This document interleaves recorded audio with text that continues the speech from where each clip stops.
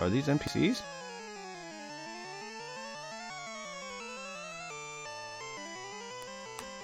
Look, trading in Pokemon is the same as all there is.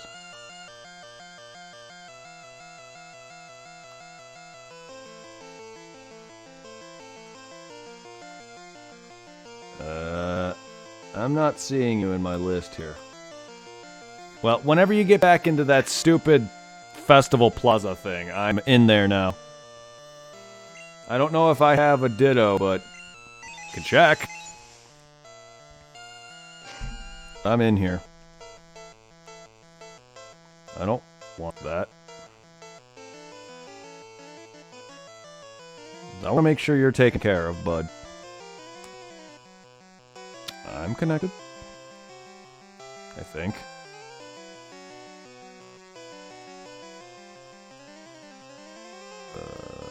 X. Oh, guess I wasn't connected. Man, just connect automatically. They make things such a pain in the ass. I'm sorry, I completely derped. Yes, freaking Omega Ruby and Alpha Sapphire require freaking Pokebank to trade the Sun and Moon. I forgot. If they don't, then I don't know why I couldn't trade. Connection mode was switched to the internet. Also, Festival Plaza is required to trade, I guess? I didn't realize that. Maybe when it comes to over the internet.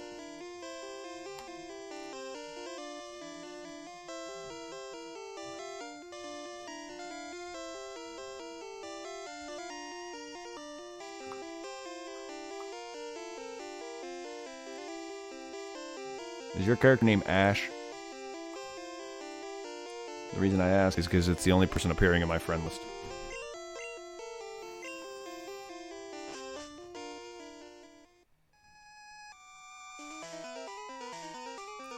You found me. Okay. All that matters. I mean, I saw a person named Ash in my friends list. But as long as you found me.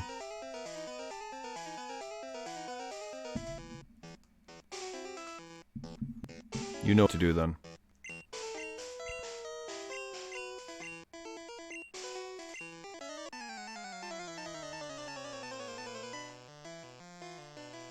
Whenever you're initiate, go ahead.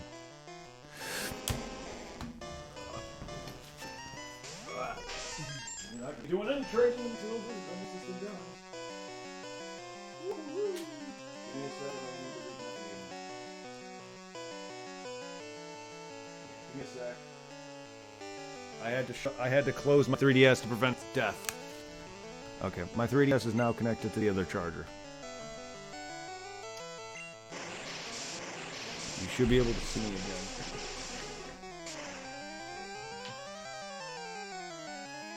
Oh my god. Fucking.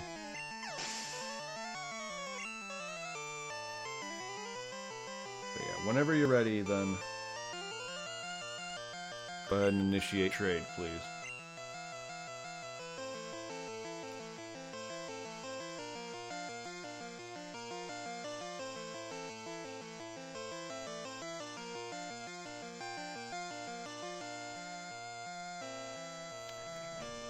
Okay.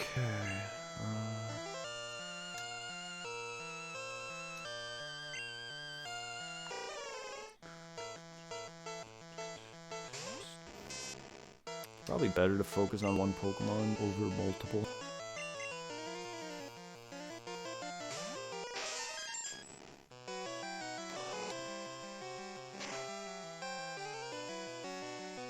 Do you know how I feel? Aloha. Aloha! I see nothing but my characters. Oh, I see two of my characters. I don't see you, though. But you found me, so why is nothing happening?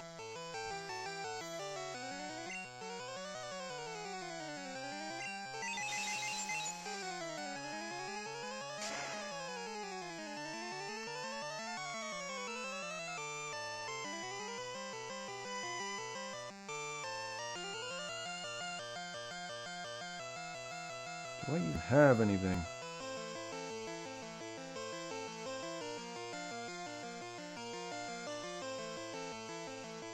That be a yes. Whether I have a Ditto, my god.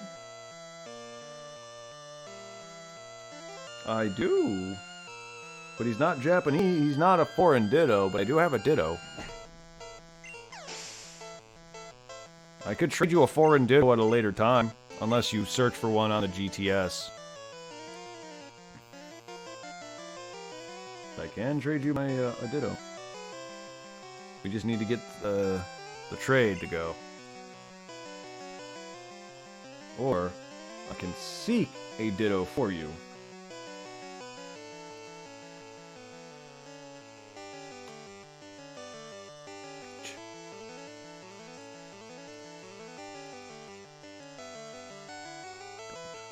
Search with these conditions. I definitely want to trade a person a freaking legendary for a Ditto. Do I have a Vanillish? I don't think I do.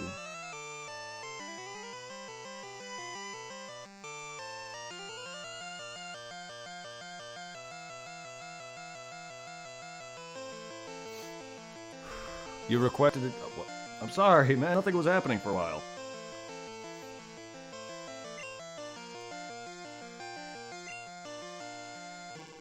Ash is. Oh, so you were Ash. You could have just said yes. You could have just answered me. I would have had this trade initiated a long time ago. Oh, Eve. Alright, cool. Yeah, because I saw you. I was like, is that you? In my friends list. Is your name Ash?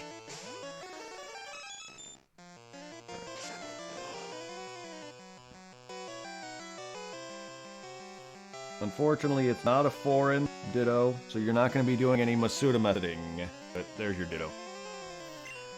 Nah, it's all good, man. I'm not mad. I just wanted to figure out what was going on. That's all. Forgot your name on game. No, that's fine.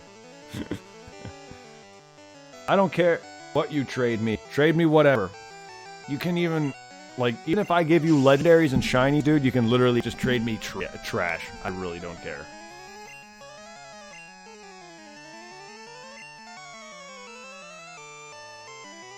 Yeah, sadly it's not foreign though, so you're not going to be doing any Masuda method. However, if you want a foreign Ditto, you can either look it up on the GTS, or I can try to find one for you on GTS. But, I mean, you can always do it on GTS. Just make sure you don't include legendaries for trades. No, that's fine. I'll take whatever.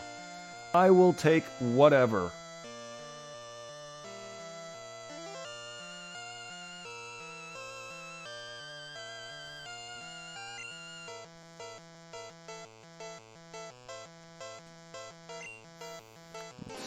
Do I have anything else to possibly give you? I know I had a slew of Pokemon. Let's see if I have anything else.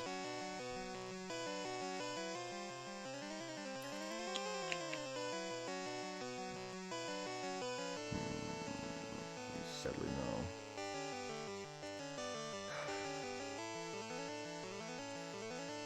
no. Boba.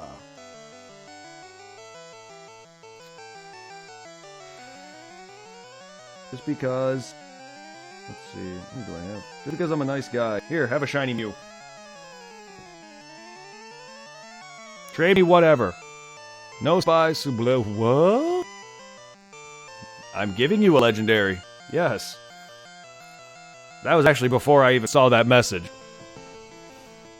And please don't beg me for legendaries. I'm only giving you this out of the goodness of my heart. I didn't even see your message until after I already started the trade. I'm doing this on my own volition, not because you asked. So please don't beg me for legendaries, because most of the time the answer is no. What are you talking about? What are you talking about? Since when can you breed Mew? Dude, you can't breed Mew. You can't breed legendaries. Go ahead and put Ditto and Mew in the Baycare. Freaking try all you want. You're just gonna be leveling Mew up for no reason at all. You can't breed Mew. Sorry to burst your bubble on that one. Oh, God damn it. You didn't know? Yeah, you but you play Pokemon. But no, you cannot. None of the legendaries can be bred. There you go. I'm just gonna let you know. You asked me if you can get a legendary. I traded you that Mew before I even saw that message. Please do not beg me for legendaries unless I legitimately have doubles of them. I wasn't even planning on giving that Mew out. But you're an awesome guy, and you've been here, you support me. So I was, you know what? Hell, have a Mew. I have an extra. Right here. So, like, it's no big deal. But unfortunately, I was hoping to keep those, but have fun with that. By the way, I bought that Mew online. You may have that Bulbasaur, yes. Now that I don't care about. But unless I legitimately have double legendaries and I'm willing to give out, don't beg me or ask too much. Like, you can ask me, I'll say yes or no, but try not to go, please, can I have a legendary, and beg me. That's all I ask. Because you're, like, that's just, to me, that's rude. And I don't have... I like to keep all of my Pokemon. Like, I may have, like, quadruple legendaries. I like to have them all. If I don't, my OCD freaks out, and then I wonder, where the hell is... No, I don't think I have an Umbreon. Dude, this game has, like, none of my Pokemon on it. This game has, like, nothing on it. And now, unless I had an Eevee in this game and evolved into an Umbreon, I do not have Umbreon. So we'll have to check, but I most likely do not. Because this game has literally nothing on it.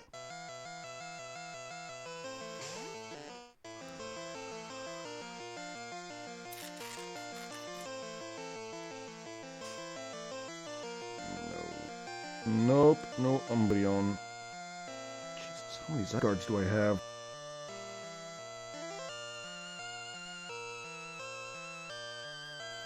Yeah, there's my son boy. You're probably gonna ask for that Zygarde. I've already given you Mew. Nope. No Zygarde though, sorry. That's not happening. You want a Fro? You also have Froakie? I mean, I don't need any of your Pokemon if that's what you're asking. Yeah, I think that's all. Unfortunately, you're lucky now to have that Mew. So I'm probably going to look online for another one of those Mews that I bought. Just because I want more of those. You want any of these, like, legendaries or shiny events or anything, Amazon is your friend for any of that. I bought a lot. There's Pokemon I bought off Amazon.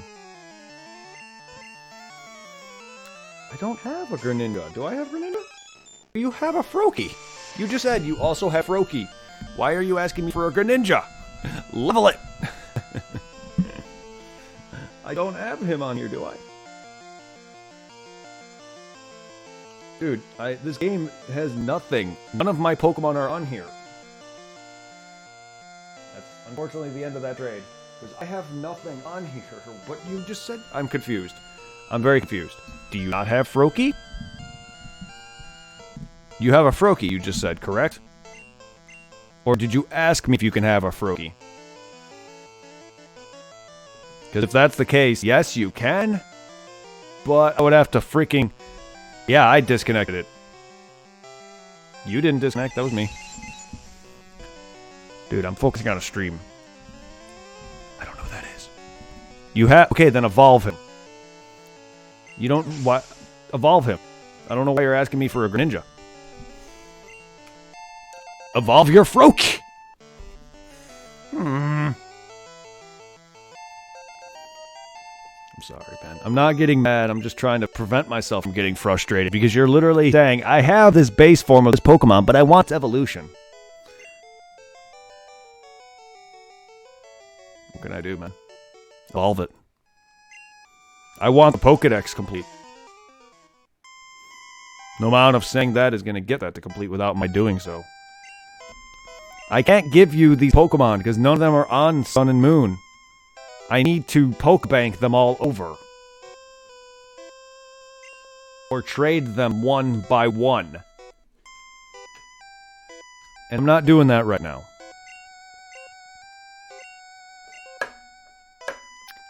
I did not actually have any aspirations on sending any of my Pokemon Sun and Moon. To be fair. Why are you sorry? Why are you apologizing, man? I'm not mad at all. Keep that in mind. I may sound like I'm getting frustrated. I'm not. Not at all. I just have a bad temper. That's all it is. Also, keep in mind I'm very tired. I'm not mad at all, though, man. Keep in mind I'm kind of tired. You feel sorry? I feel tired. But, like, at the time when I was doing Sun and Moon, I had aspirations to complete the Pokedex, which I still do, yes. But I didn't really know if I wanted to put all of my Pokemon onto that game when I didn't really care for Sun and Moon as much. I don't even really care for Omega Ruby. The only reason I put them on there is, well, because that was the next game at the time, and it's still a good game, but Sun and Moon, me, while not a bad game in general, it's just, I don't really know if I want to put all my Pokemon onto that game. There might still be breeding that I want to do on, Omega Ruby or Alpha Sapphire that I want to do, and, I may just breed Pokemon and put them over there. Hey, I'm very happy. I have you guys. You guys make me happier more than you know.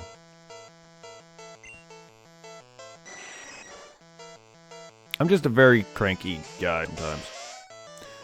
And and a lot of the things, I just get into certain things, and it sounds like I'm mad or upset. It's just how I get when it comes to things that I enjoy. I just get into it.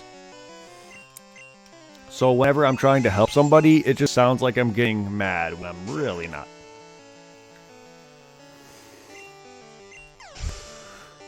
I'm also breathing heavy, so I'm sorry if I breathe into the mic. I think the more I'm closer to this mic, the more I feel like I'm breathing heavily into it. Yes. I beat Sun and Moon, yes. Or I beat the Sun version, yes. If you want to count that. If you want to count that as an Elite Four.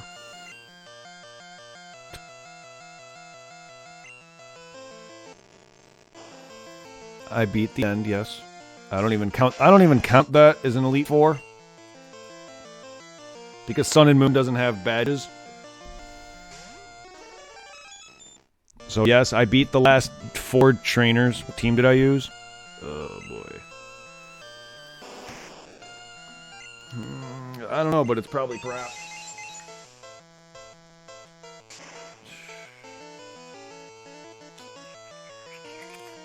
To be fair, my team was probably crap.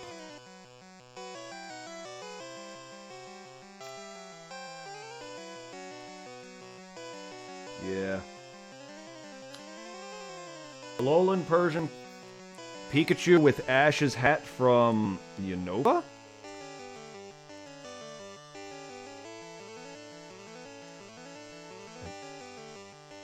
I think that's the Unova hat or the Sinnoh hat. I don't even give a shit about Ash's hats, but I had a Alolan Persian, Pikachu with Ash's hat, a Primarina, Toucannon, Alakazam, and Incineroar. The only good Pokemon out of this party is Pikachu, Primarina, and Alakazam and Incineroar. Freaking Persian wasn't that great, and Toucannon was garbage. Garbage until a few attacks. There's a couple attacks that Toucannon actually has that is actually pretty dang good, but my lord, getting him to that level, getting him to the mid-60s that I have him at, or whatever, my team, to be fair, I don't even know why I have Persian in that list. Only because I've never used a Persian once in my life.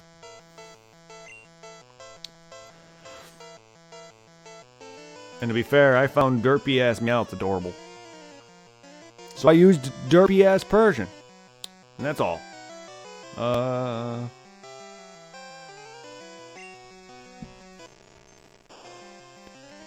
What was your team? Or what is your team?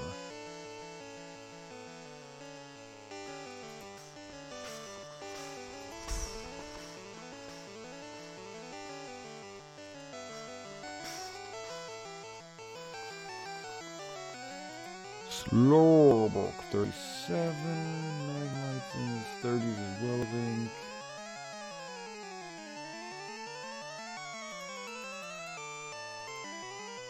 Yeah, 30. Not bad. Slowpoke is 30s. Magnemite's 30s. Tentacool is 8 million.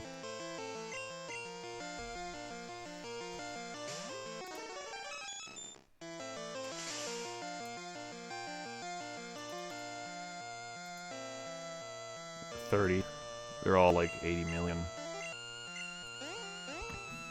You still have yet to do the final battles of the game. They're not Elite Four. It's not the Elite Four. I don't consider them Elite Four because there's no gym badges. It's just the final fights. That's all I'm calling it. You can call it what you will, but they're not Elite Four at all. That's just me. I'm a nitpicker. Sorry. I didn't really care. Sun and Moon's not a bad game, but I didn't like what they did with it. Oh, let's implement another cool yet stupid, lame gimmick that's not going to be put in any other version. HM moves are now Pokemon you ride on. I'm sorry, I loved that.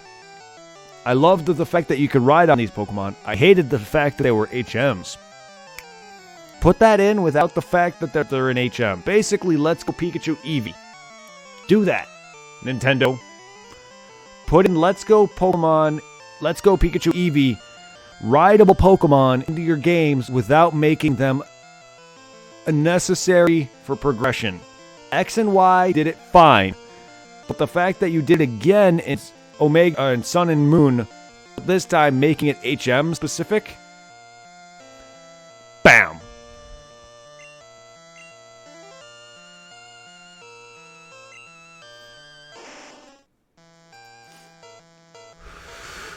Why do I feel like I breathe heavier? Or at least feel like I'm breathing heavily into the mic whenever I'm too close to it. Sorry if I am. Like, I can't control my breath right now. Like, it's just every breath I'm taking. It's not like I'm out of breath. It's just every breath I'm making is just a lot. And I don't want to be into the mic like that.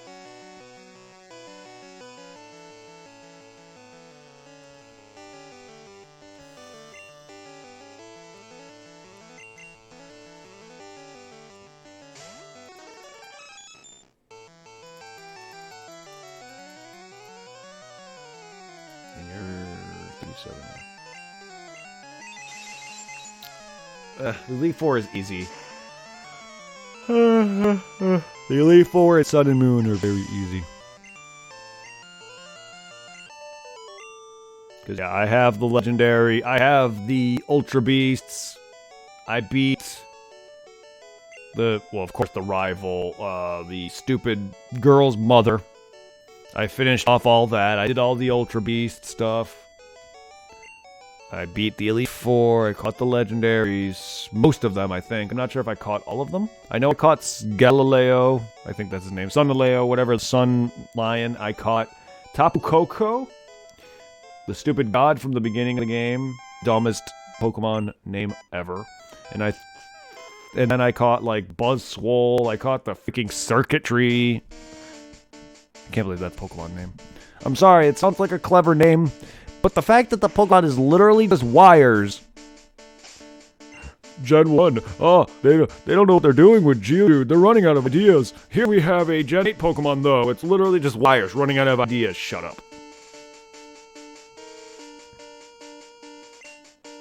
They're not running out of ideas.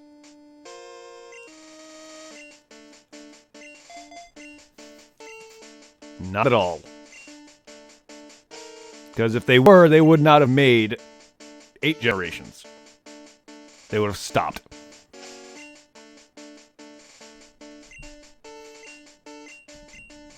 But I have Eevee, Absol, Espeon, Frogadier, just evolved from Froakie, Raichu, and Incineroar.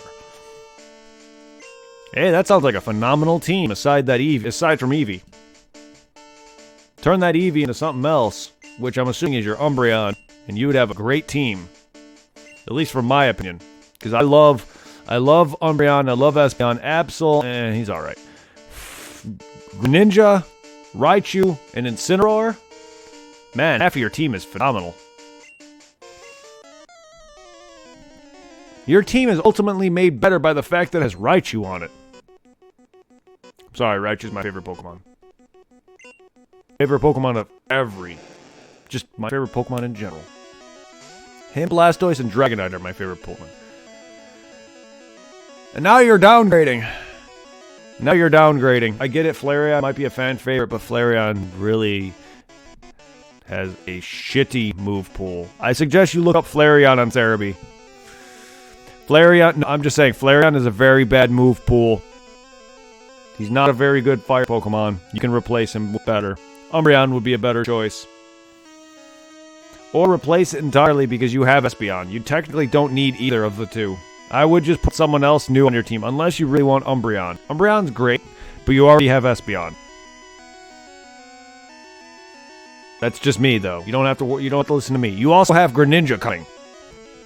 Keep that in mind. You also have Greninja for Dark and Incineroar. You technically already have Incineroar for Dark and soon to be Greninja for Dark. Do you really need Umbreon?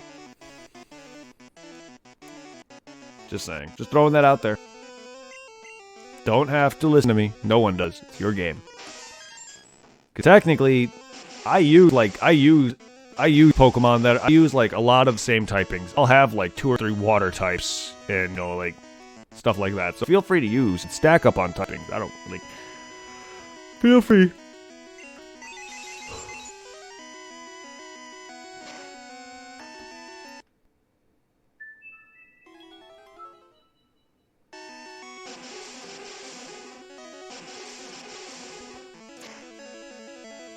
I like Garchomp's design. I like Garchomp better than Gyarados.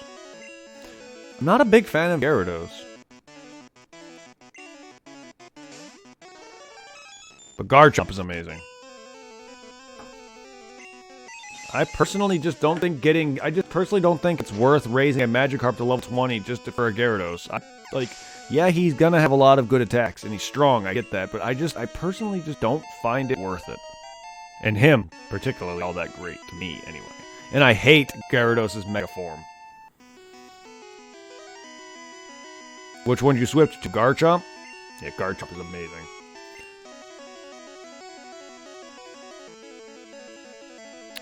Hey, a little from me. Garchomp. Got good. Good. What level are you?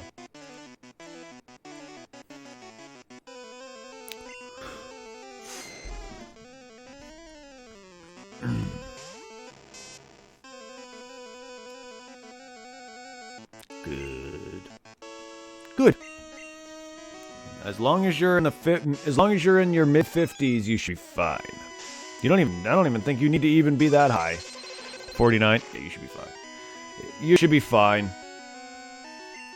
Late 40s, early 50s, you should be fine. My team, I think My team is currently early 60s. Early to mid 60s, and Primarina is 72. So that means I beat the Elite Four around my mid 50s. Mid to late 50s. You should be fine. If not, if you do get your ass kicked, just continue fighting the Elite Four. Because here's what I do. If my Pokemon are severely underleveled, I go to the Elite Four, I lose, but in the process of losing, I grind. Mike P. Wall, thank you for joining the Hunters Guild. Thank you for following on Mixer. Hello, Mixer. Mike P. Wall, thank you. How goes it?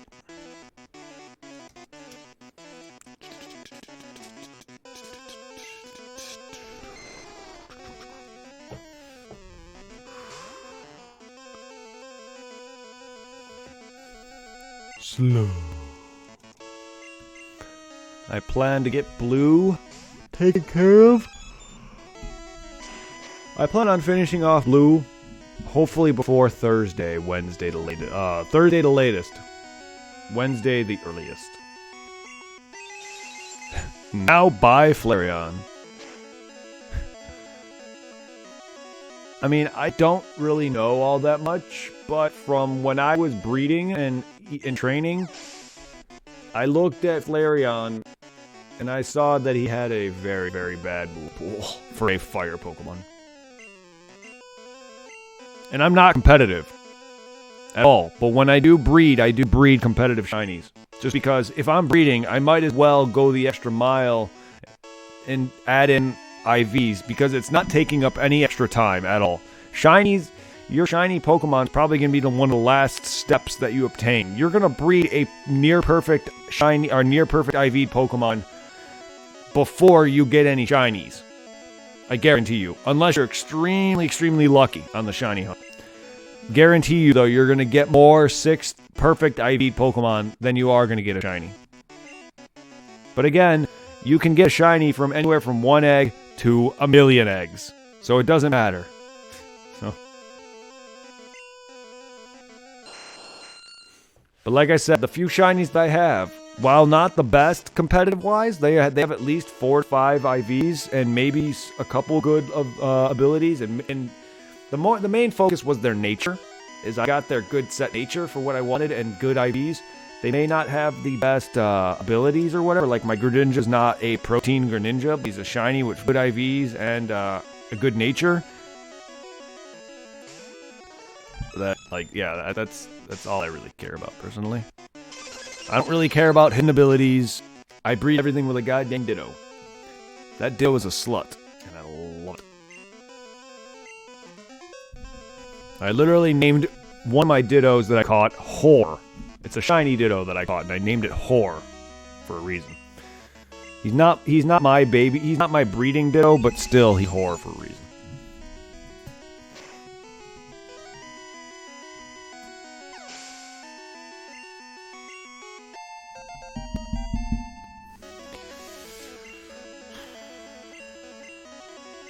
So yeah, tomorrow will be...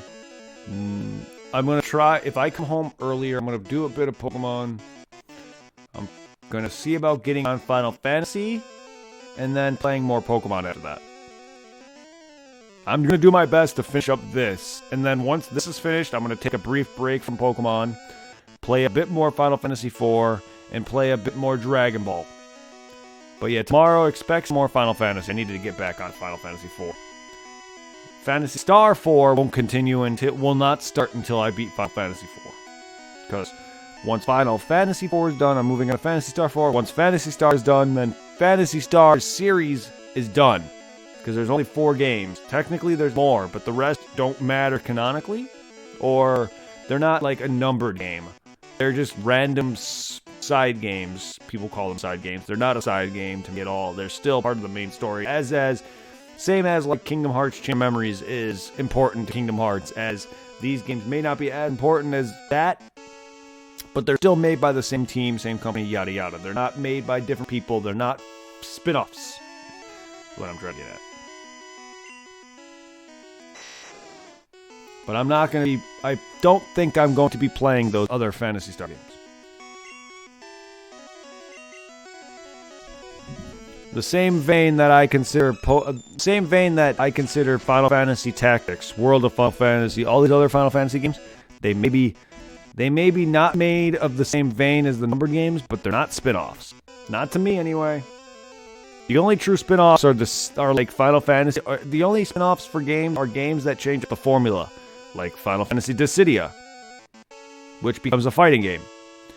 Or, I mean, I know Tactics change up the formula, but it's still a turn-based combat system. You know what I mean? It's still like Pokemon Stadium to regular Pokemon. That's not a spin-off to me, even though it technically is. It's just how I think. Oh, welcome back. Welcome back. You just came back to me whipping Lance's ass. We finally got the whole trade settled between me and Jared here, Supply. Oh. I completely forgot that Sword and Shield, or Sun and Moon, cannot trade normally from Omega. You need to freaking send them over Pokebank or whatever, or something stupid, so that's why he could not connect to me, or whatever the bullshit was. If you can connect via those, then fine, but I think that was definitely the reason why me and him couldn't trade. It's because he was on Sun and Moon, and I wasn't. But I got him his Ditto. He's good now.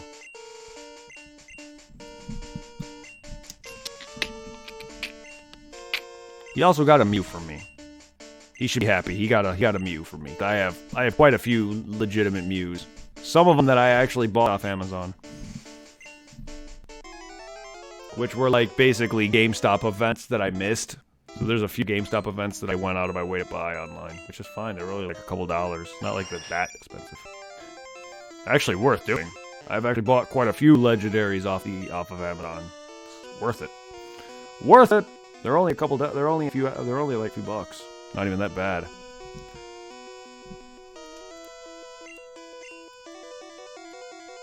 I mean, I missed the Volcanion event, so I needed to buy that specifically to get him to complete the Pokedex. Whether the legendaries count or not to anyone else or Game Freak, they count to me.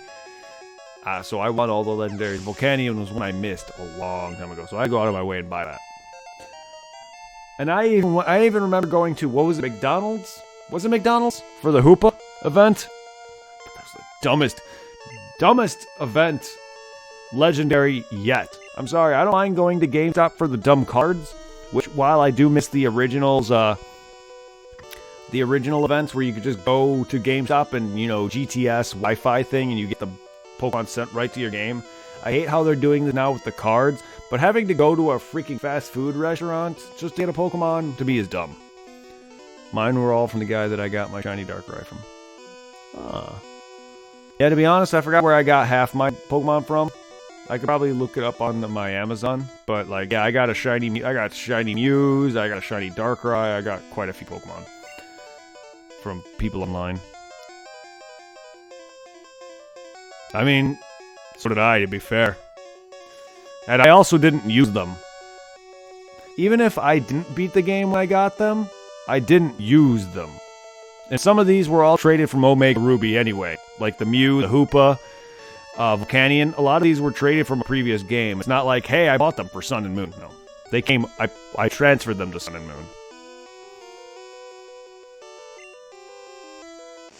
But, yeah. Regardless, I tend not to use legendaries until I have already beaten the game. Unless one of you guys tends to really like some of the legendaries, and if I have one, I will use it, but I'm not going to really go out of my way to go and use a legendary. I know I used Mew somewhat earlier on in this, but only because that was requested, but even then it didn't last long. I even have a shiny Victini, which is shiny luck.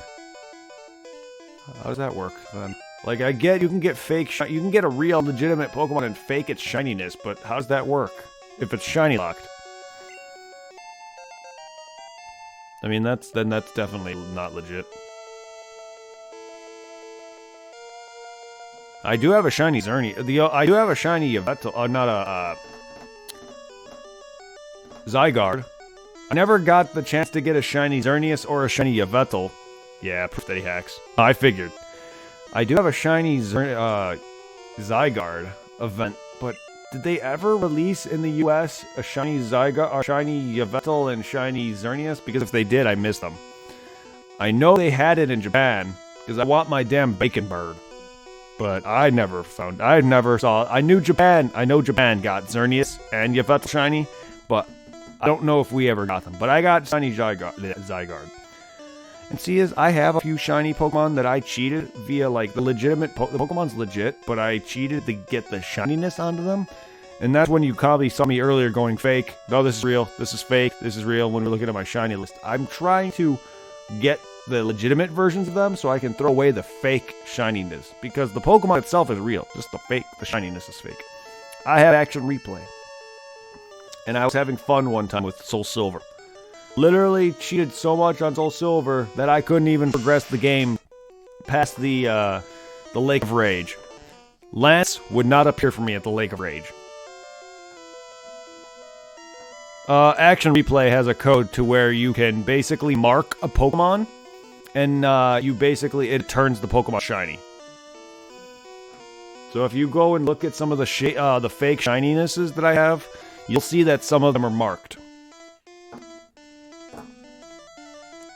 I have an Action Replay for DS. So I did all that and then transferred them over to the next gen. The thing is, the Pokemon are legitimate, which is why they went through Pokebank and all that. The shininess, however, isn't. So I have a, like, fake shiny... I have a legitimate Kyurem, Zekrom, Reshiram, and all them, but their shininesses are fake. Which is why they went over to GTS, or Pokebank, and all that. Once I get legitimate copies of some of these shinies, I'm going to be tossing the fakes out.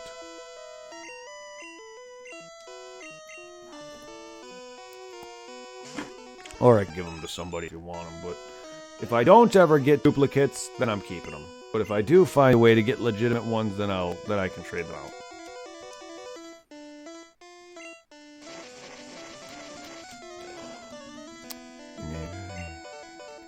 I mean, I don't know. The guy I bought some of these off of could have been faked too, for all I know. They don't look. None of them look fake. To be fair, some of the few legendaries that I bought online, none of them look fake. To be fair, and a good chunk of them are actually events, actual events. Like the shiny Mimikyu that I have is an event that I bought offline. I think the shiny Mew that I got that I gave this guy, I think he was an event. I have some Volcanion in my, I mean, I have Volcanion. You don't gotta worry about hooking me up. I have everything. You don't gotta worry about it. The only thing I'm focusing on now is, while I'm not really doing a good job of it, Sun and Moon. Or Sword and Shield, sorry. The only thing I really need to worry about now is Sword and Shield's events. And if there's anything that I've missed already, then I'll just buy it online later. Current and upcoming events. Nope. Unless I want a Meowth. Good. Sword and Shield's still new. Give it time. But, do I really need a Meowth? No. And it's a guy, ugh, I don't care about the Giga Pokemon. I don't care about that. Since then I will be 6. You're looking for a hacker to give you. You don't need, okay. I was gonna say, you don't need to look for hackers. You can find legitimate shinies of these Pokemon online. As long as you're happy with having the Pokedex complete with that, then good on you, man. I hope you find it. I hope you find what you're looking for. But yeah, I don't care about no Giga Meowth. Gigantamax. Is that how you... Gigantamax? Is that how you pronounce that? That's how I'm reading it. I'm just gonna say giant Meowth.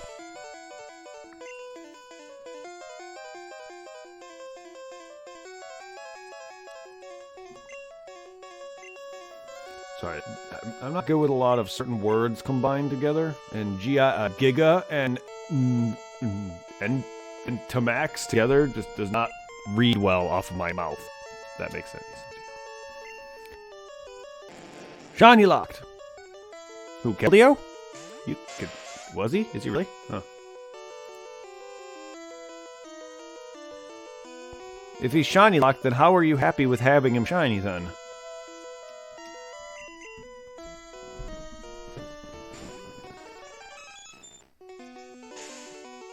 I would never be happy.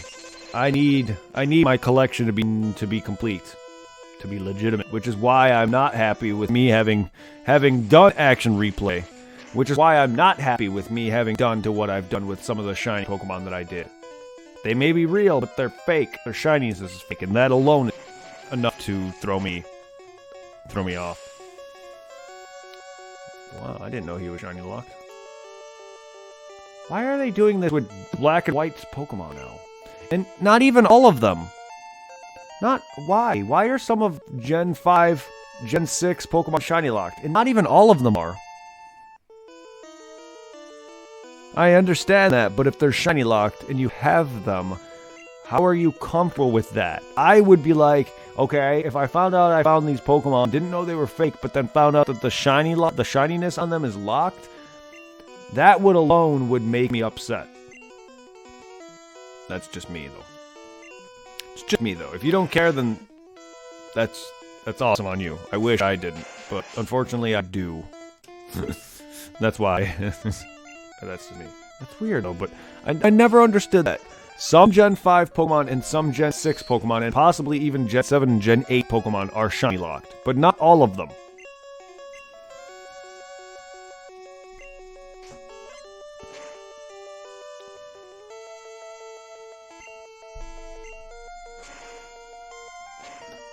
Like, I have a legitimate shiny Genesect from an event.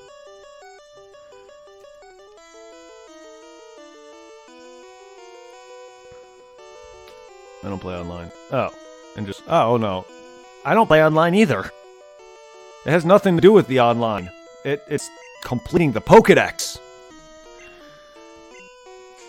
Yeah, it's completing the pokedex. Legitimately is what I care about. Not being online. I can care less about that. It bothers me because I have OCD like that. The last thing I care about is connectivity to the internet.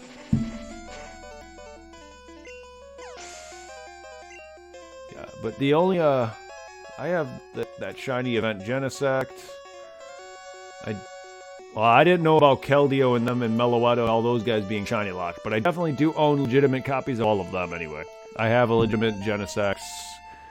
Shiny, not shiny. I have legitimate Meloettas, Keldeos, all of those. You can still do events. It's called buying them off Amazon.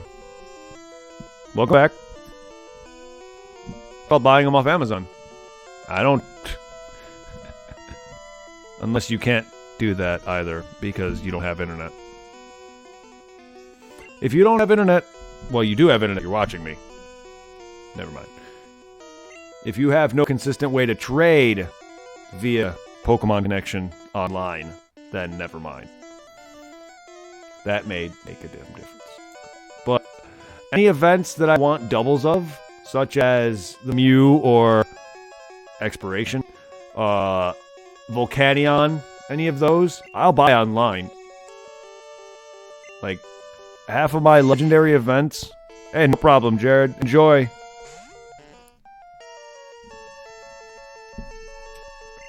Enjoy your Ditto and your Mew. That Mew is legit, by the way. I bought that online. Totally legit. You trust Amazon sources all day, every day.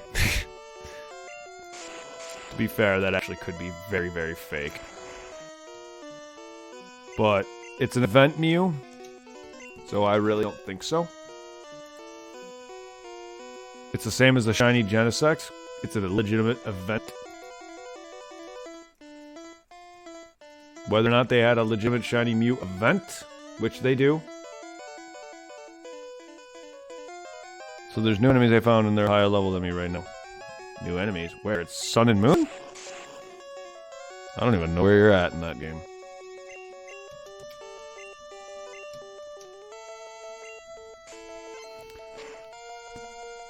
I don't even know what you didn't do in Sun and Moon besides not beating the final, the last parts of the game, the not Elite Four. Did you not catch all the Ultreasts? Oh, you're talking about Kakarot now.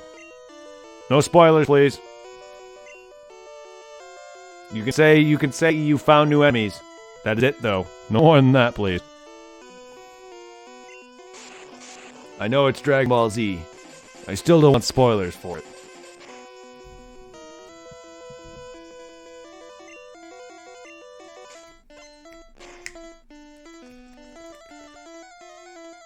Yeah, I'm looking at a few, I'm looking at a shiny Mew right now. No, I'm sorry, even though it's a show or a franchise I love, it's a video game that I haven't played, beaten. I still don't want spoilers. Like, even for Sword and Shield, I still don't want spoilers for Sword and Shield. And those games are old enough now. How is he not Magnemite? Or how is Magnemite not Magnemite? That's a weird way to read that.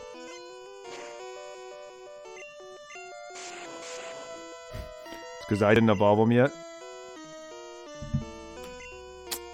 Damn you, Venusaur.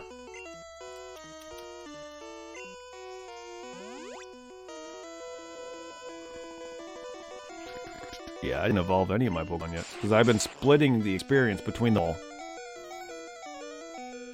Oh no, I know what you mean. I was just reading your question. How is Magnemite still Magnemite? And I said, how is Magnemite not Magnemite?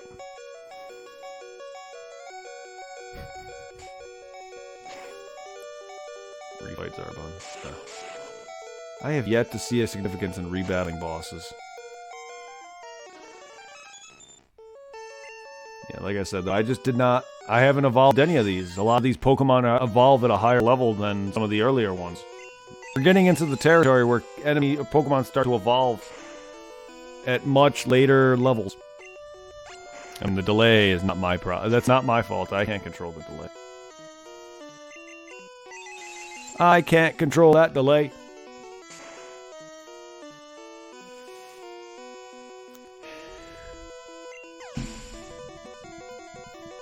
I really don't see the purpose in rebattling some of the fights, bosses, or the story bosses in Dragon Ball Kakarot. I really don't.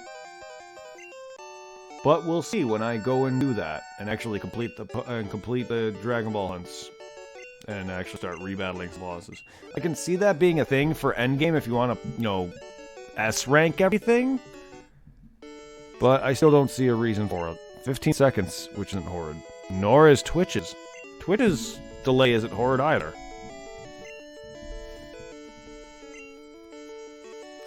What is that, like 20 seconds?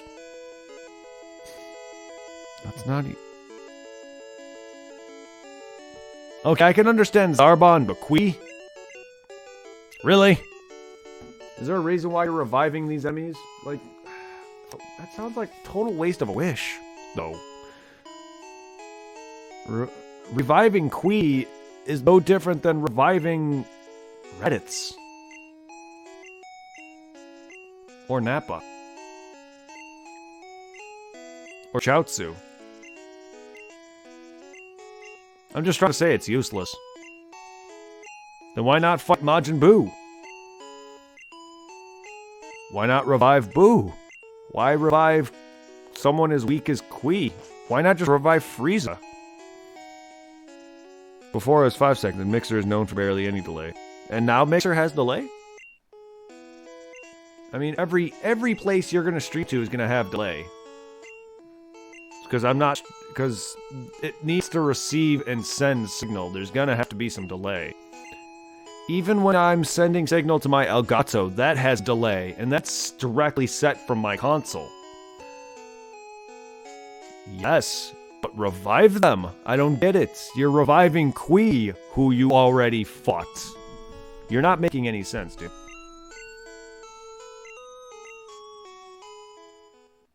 You already fought Qui. You already fought Zarbon. Why don't you refight Buu? Or Frieza? Who would give you much more experience than, say, Zarbon and Qui?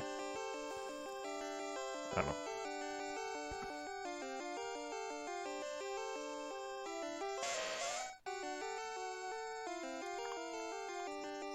Do it again.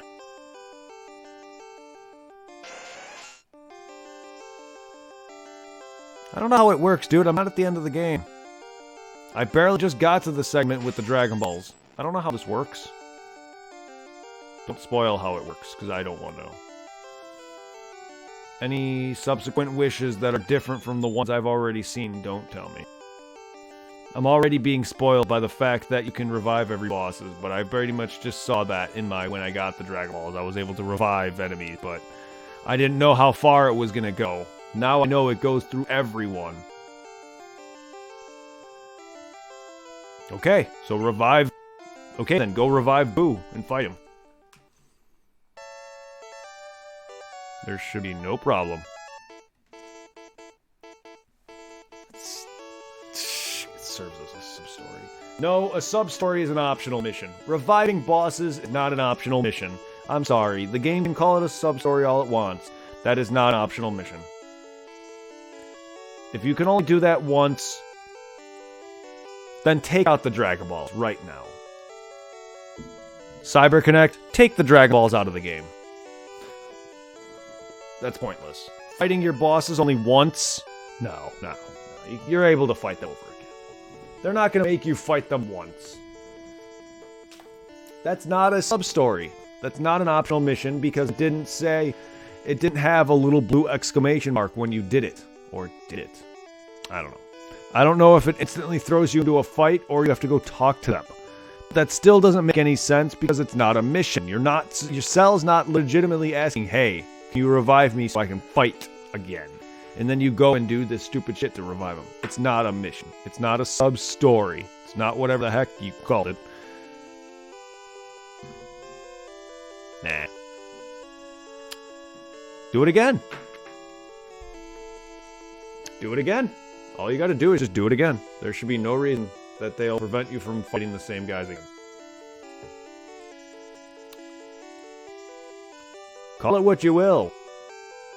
CyberConnect can call it what they want. It's not a sub-story.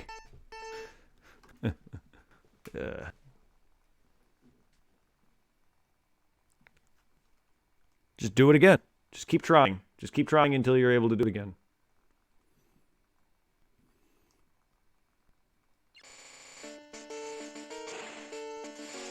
And if you can't, then that's one part of Dragon Ball Kakarot that I dislike. I already dislike the fact that they have the ability to revive these enemies. I already dislike that. And I dislike it even more by the fact that you're limited to fighting them only once. Or maybe you gotta beat all of the previous fights in order to get the option to fight them again, which is even worse. Man, it could have been like Dark Souls 2, but no. Could have been just like Dark Souls 2, but no. No. Your iPad died because it dies while charging. I feel you on this. I feel you on this, asshole. Yeesh. I feel you on that front.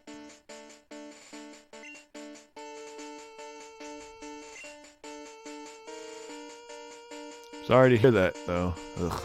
Technology, am I right?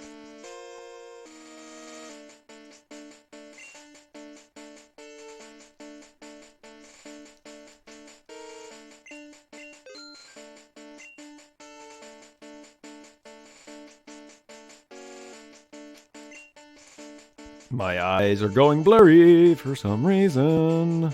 They do that time to time. Okay. Wow, I have a lot of money. Goodbye, money. I don't need money. Money's not a thing anymore for me. I have Porygon. What do I need coins for? Unless I want to buy some TMs and... yeah. I don't need another psychic spell, thank you very much. In fact, I still have a psychic TM that I never use. So if anything, I don't need the coins for any freaking prizes. I have everything that I can get, possibly. Wait, did I heal? Did I heal? If not, I don't give a shit. It doesn't really matter, but... Mewtwo's out of move if I didn't. It looks like I did. If I didn't, Mewtwo's out of Psychic.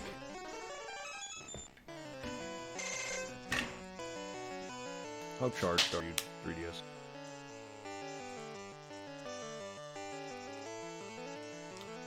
Wow, you're slow as fuck.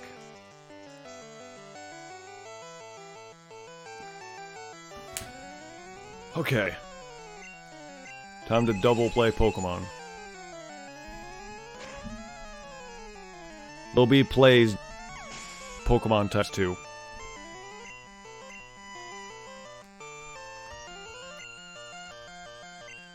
Let's Go Mewtwo. I'm afraid it's not a video game. I'm afraid it's Let's Go Eevee Pikachu. If they had a Let's Go Mewtwo, that'd be actually pretty awesome.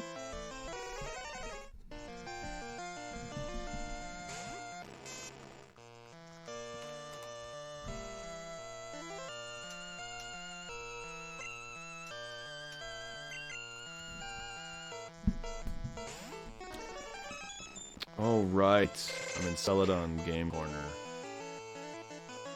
And I just got the key.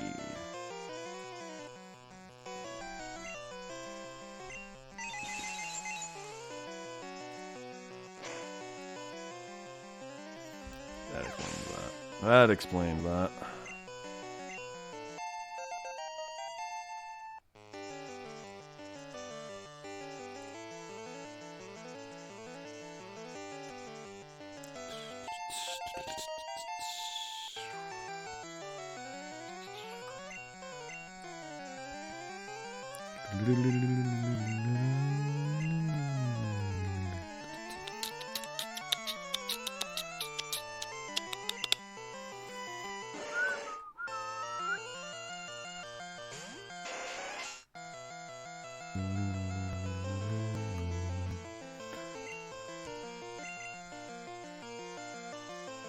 How's it going, everybody?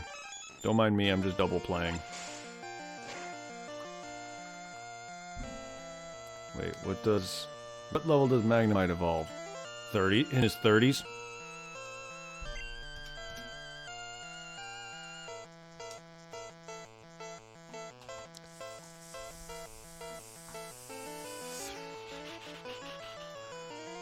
Ugh. 30-something? I mean, there's no, he wouldn't be evolving anytime soon, I'll tell you that right now. 30. 30 himself. What, you thought he evolved earlier? Trust me, I'm losing it for a lot of evolution levels too. In fact, I never really had it. I lose it, a lot of Pokemon, there's some that I recognize, and then there's some that I just like, what? Good.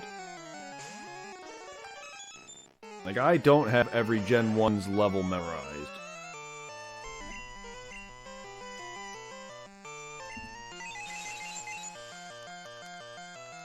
So that's why I keep, like, switching back and forth on Cerebi, even though I've already looked at Slowpoke, Magnemite, Tentacool, all of them.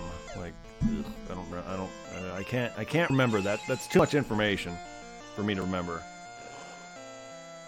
I have trouble remembering people's names.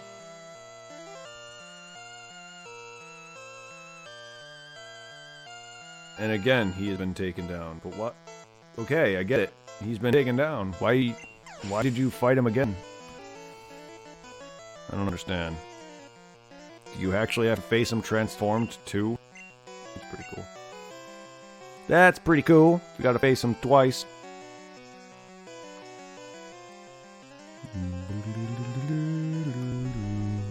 Appreciate the love, Cactus. Appreciate the love on Mixer. Is that a lot of sparks?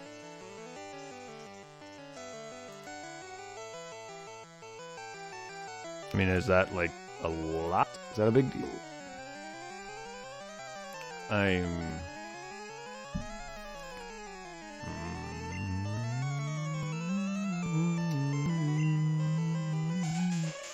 mean, I see, yeah, 14K. But I wonder that. Oh, 6 followers. That I've given. I mean, yes, but I meant in the like grand scheme of things. Yeah, in a week. I mean, to be fair, I'm kind of getting used to. I'm still getting used to all the currencies that are on Mixer. Sparks and stuff are equivalent to bits, right? Or no? Like, I know I've looked it up, but I already forgot. I looked all this up, and I know I forgot already. What, like, it's Mixer's currency, or in some regard, and stuff like that, but I don't know if they're equivalent to what Twitch has or not. Like, that's why it's gonna be hard for me to focus on between these two. While I do want to make Mixer and Twitch my two main, it's gonna be hard for me to focus on both of those because I still, like, have to get used to the currency differences. Wait, when I give you sparks, does it give you something?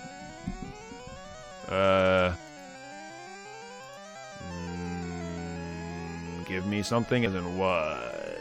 I mean, I don't know. I mean, it may give me experience. I don't know if it gives me experience. I don't know if I get experience just by being in my own chat or watching other people's streams.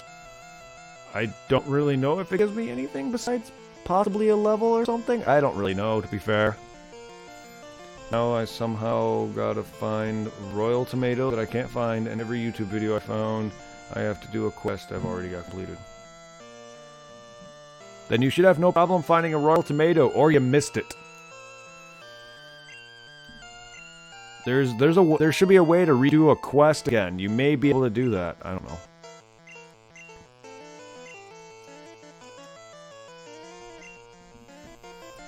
Maybe you're supposed to get I don't know if it gives me anything. I don't know if it's like a form of currency, or if it's just there that you build up, like in chat for Twitch. I have a Meseta currency. I don't know if it's like in chat currency thing, or if it's actual like money. I doubt it, but like I don't know how these are working. Like I know bits on Twitch are basically mixers, like the sparks, I guess. That's like the closest thing to it, I guess, but they're not, because I don't think these are giving me money. I don't know. And then there's the embers that you can actually buy. So I really just, I've read upon it. I read on mixers different things, but it didn't really make too much sense on the differences, because mixers are mixer, and because the sparks, stickers, embers, they're all the same to me. You're level 16, nice. Like I'm sorry, I'm bad with words and terms. A lot of that is the same to me, unfortunately. Like I don't like that there's stickers, there's the sparks, like embers, like why? I'm sorry, it's like I need to get used to Mixer. Unfortunately, like I'm focusing on Twitch and Mixer now, as those are gonna be like my top main now, because I'm growing on Mixer now. And if I'm at 15 and 99.9999%, oh god. Because if I start to grow and surpass Twitch, Mixer will most likely become my main.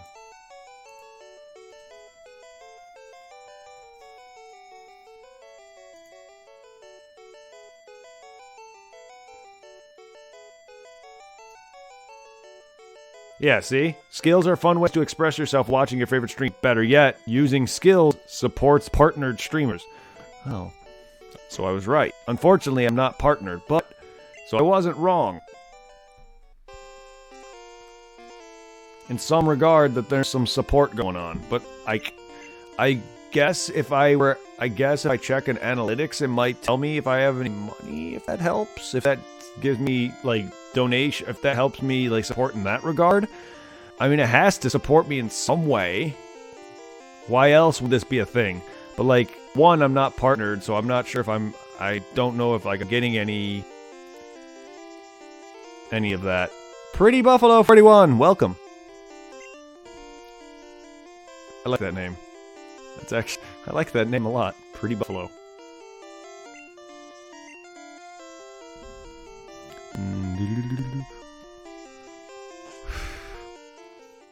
That's also a big thing with ARPGs, Jared, is you always gotta do dumb side quests to like find certain items to do certain things, and if you accidentally progress too far, you may miss out on something.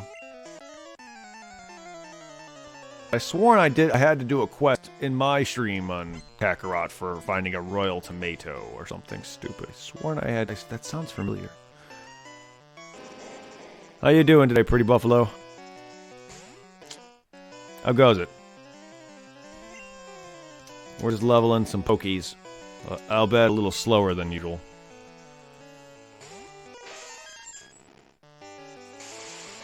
Yes, what Cactus said. We're almost done. To be fair, I have not been doing as much work on Pokemon Blue as I should. Only because Pokemon and other streams and work. But to be fair, on a good chunk of my off time, I have been playing in Blue.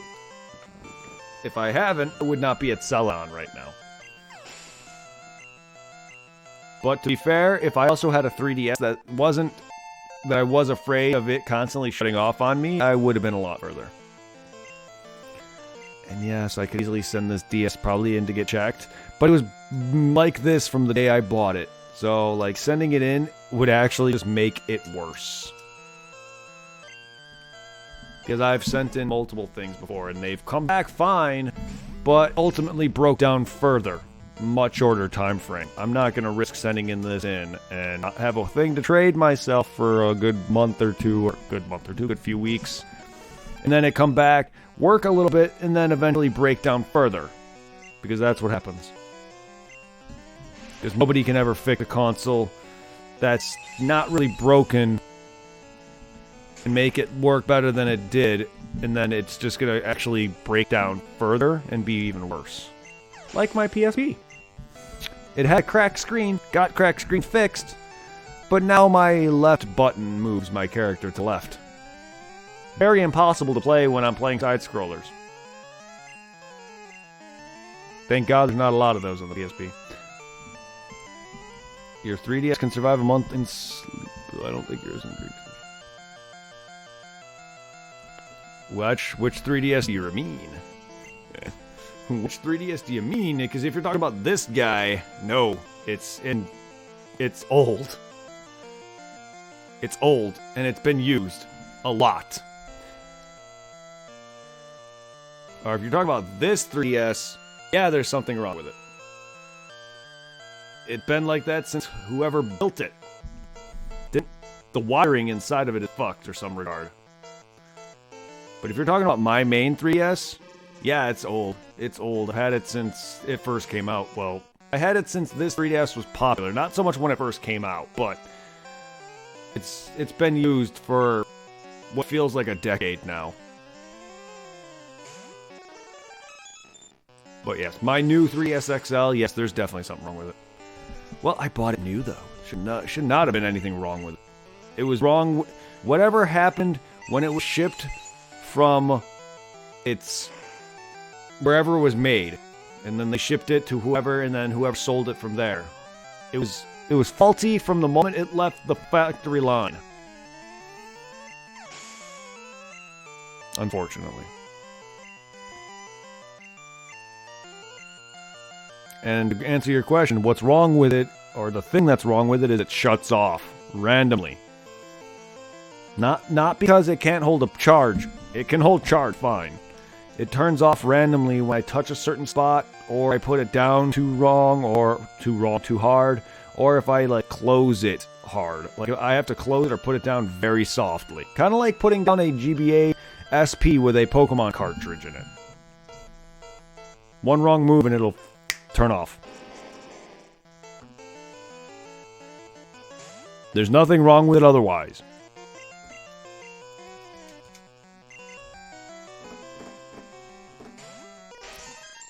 And it's making me want to go out and buy a whole new 3DS XL, but I don't really want to have to worry about getting my Pokemon games and stuff on that other 3DS. So I'll just stick with it. I mean, I'm not going to win. Either way, this is eventually going to die. And then I'm going to lose 3DS capture capabilities. To be fair, by the time I even got this 3DS was actually at the tail end of its lifespan anyway. It only had maybe 5 or 6 more years left at the time. So that was probably like a good 6 or 7 years ago. Not even, actually. It was a little bit less than that. It was probably about 4 or 5 years ago. When I was doing, when I first got the 3DS capture device. Yes. I mean, I've had this thing for over a decade. I've had this 3DS for more than a decade. To be fair, though, even... Because the moment here's the thing, the moment I even got this installed, it came back to me, my down button started to break. And now that is actually apparent now. And it still works, but it's really becoming apparent. But even before that, this 3DS has seen some heavy use. Because I've had it for many years. It's seen some heavy gameplay. Not really heavy gameplay, but heavy use.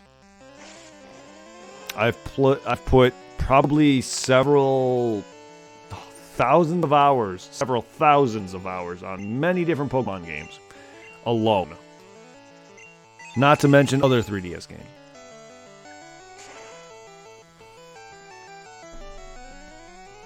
So yeah, this poor guy has seen some shit. This other one though, mine is not having problems, but my D-pad is. I can only use my circle pad. Here's my issue though. You see that? That's my issue with my circle pad. It's the little thingy's coming off. That's my issue with that for now. Until that starts to fall apart on me. You know, to be fair, I think if I would have continued playing Smash Brothers on my 3DS, I think I would not have a circle pad. That was the biggest reason I bought this, the Smash Brothers for the Wii U. I was like, I cannot. My 3DS is going to freaking break. When I was trying to do online fights with Smash Brothers on the 3DS, I was like, this is not gonna work. I'm going to break this. I am very bad at Smash Brothers, but this does not feel good at all. For anyone who prefers to play Smash Brothers or loves Smash Brothers and played the 3DS version, I recommend the Switch version if you're still playing that game and not the new Smash. Because, oh lord, not only does the connection suck ass when you're playing online, the Wii U version is just outright better. Not only that, you can also play with more people. Sadly, I think that's really... Sadly, though, the Wii U is not very good as a system, though, as itself. Smash Ultimate is great, yes.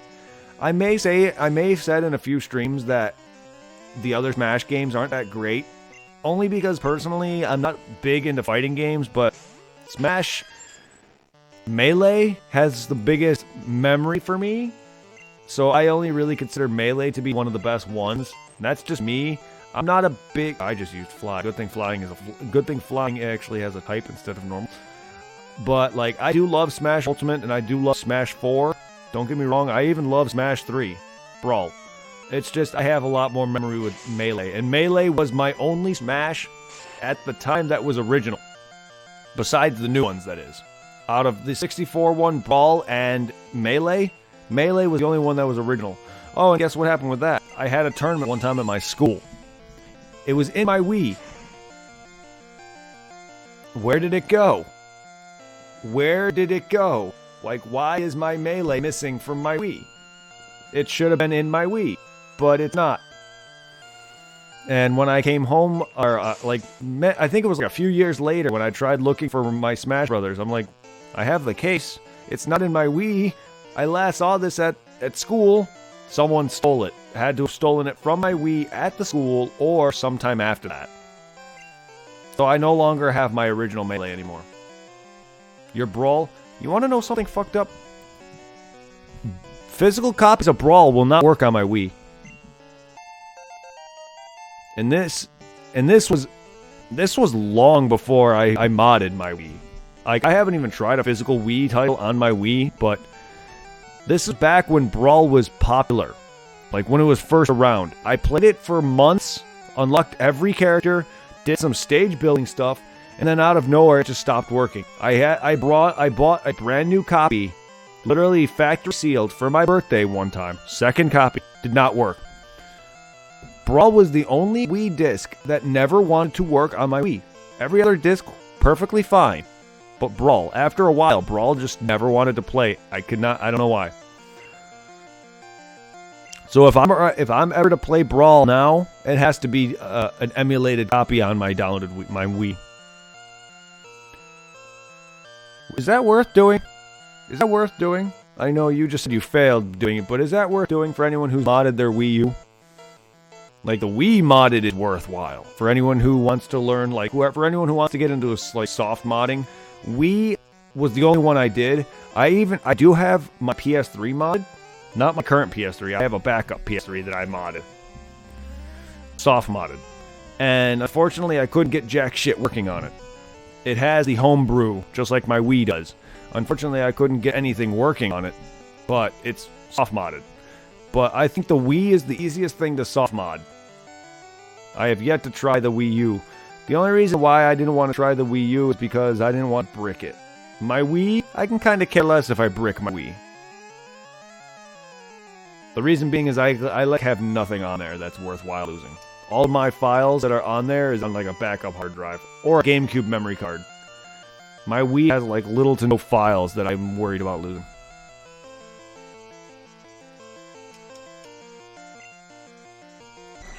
Mario Kart Wii, yes. If that's it, then, I mean, it may not be worth it as worth it to me. Because, while Mario Kart's a great game, that's another kind of, like, cooperative player verse game. Like, that's another one of those games where it's like you play against people. Like,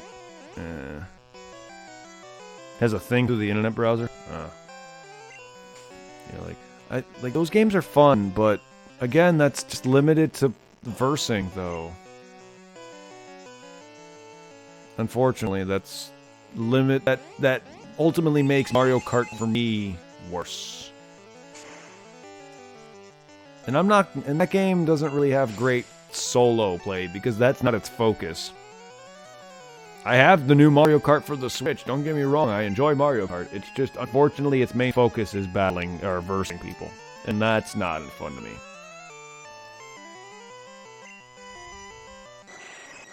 Ah, damn. There's a crap ton of shit. I don't know. The Wii U only had like 2 good titles on it. And I'm not counting freaking Breath of the Wild because who the heck has that for the Wii U? Anyway. Freaking Pikmin 3 and probably Smash?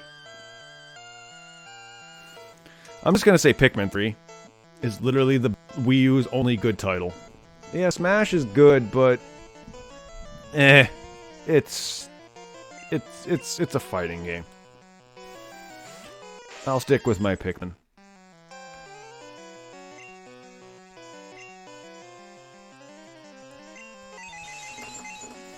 Fighting games, for anyone who doesn't know, my least favorite genre of gaming, because it's just literally has nothing. It has no story, it has no action. It's the same thing over and over again.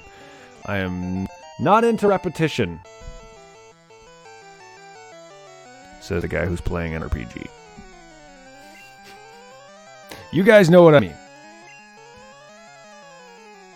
When I say repetition for a video game, I don't want to do the same shit over and over again in terms of like a fighting game. I want a bit more variety. RPGs are fine because 1, you battle, but 2, you also walk around. There's an overworld, or, you know, there's people you talk to, there's quest lines you do, there's so many other things. When it comes to fighting games like Mortal Kombat or Street Fighter, that's all you're doing. There's no, oh, I'm going to go walk around this map, and I'm going to go talk to this, and I'm going to go do 20,000 quests for this guys, and then I'm going to level up 20,000 times, or, you know, like, even games like Dragon Ball Xenoverse and Kakarot's going to get boring to me after a while. Yes, because, 1, yes, they're RPGs, but as a whole, they're fighting games as a whole. And unfortunately, that alone is what makes Dragon Ball Z, one of my favorite franchises, their gaming franchise, suffer. Because that's all they do and focus on. And I get it. That's Dragon Ball Z's like biggest thing, is they're going to focus on its fighting. Because RPGs, they can do quite a bit with that. But unfortunately with Dragon Ball Z, the only thing they're going to do with RPG-wise is make a generic RPG out of Dragon Ball Z. And they did. Attack of the Saiyans. As much as I love Attack of the Saiyans, it is a very generic RPG. Amazing, but generic nonetheless. Fusions is the best Dragon Ball RPG you're going to get. Besides the Legacy of Goku series. Now, Kakarot's an amazing game. It's got some rough edges. They need to sit there and make at least 2 or 3 more of Dragon Ball Z console ARPG games similar to that in order to actually improve. And actually, you know, maybe get into a formula and actually get somewhere. Because if they just make that game and that's it, and never make any other, like, ARPGs in that formula style, then yeah, that's unfortunate. But it's still not the best that they can offer. I know that they can do better. They just need to have more time.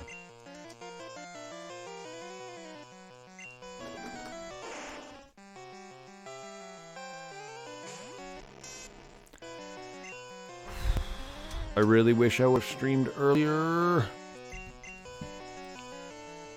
Tomorrow will definitely, I definitely aim to finish off Pokemon. Tomorrow, if not tomorrow, like I said, Thursday is the latest that this will be finished off. This should be done by either tomorrow or Wednesday, the earliest.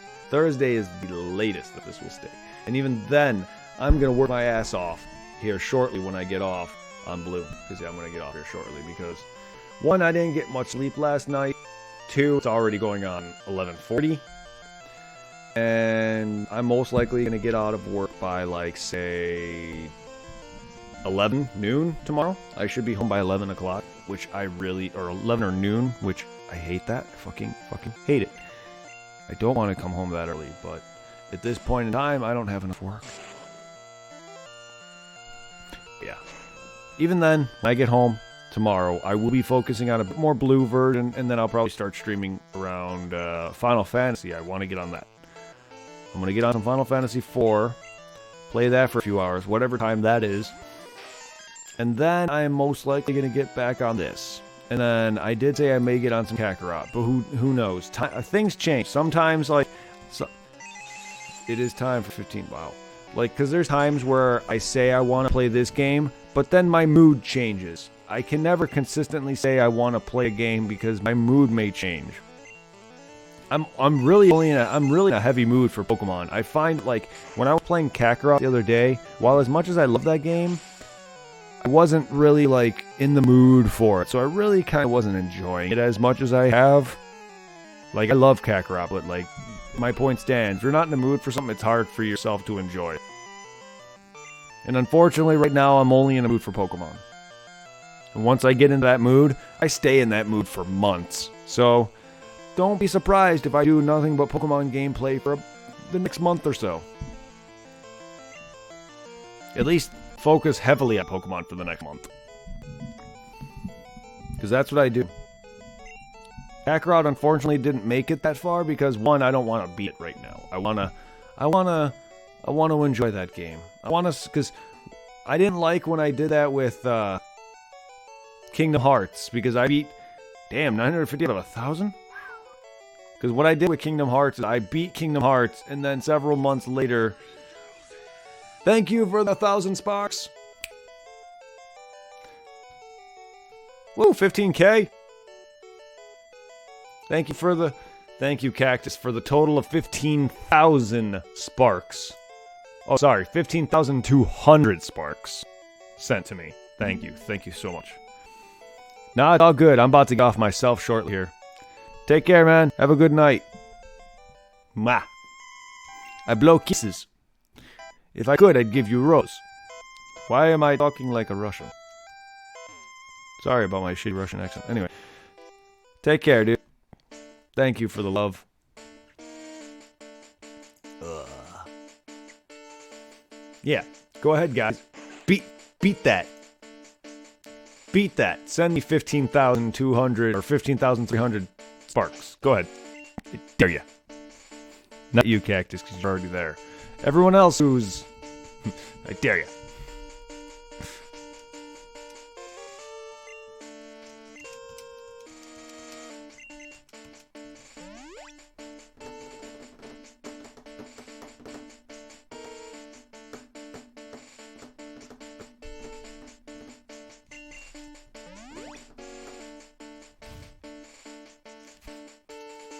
Ay.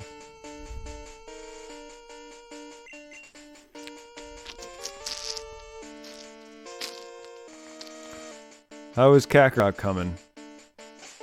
Over there.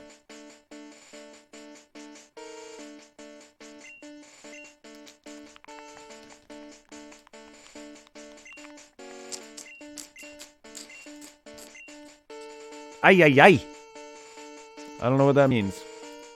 The only thing I can think of is that weird ay song that sounds like a young anime girl is singing it. For anyone who knows that stupid ay. I've been hearing it on and off in other people's streams. I've been hearing that stupid song in other people's streams. All I know is it's an anime girl singing it. It sounds like a weird remix.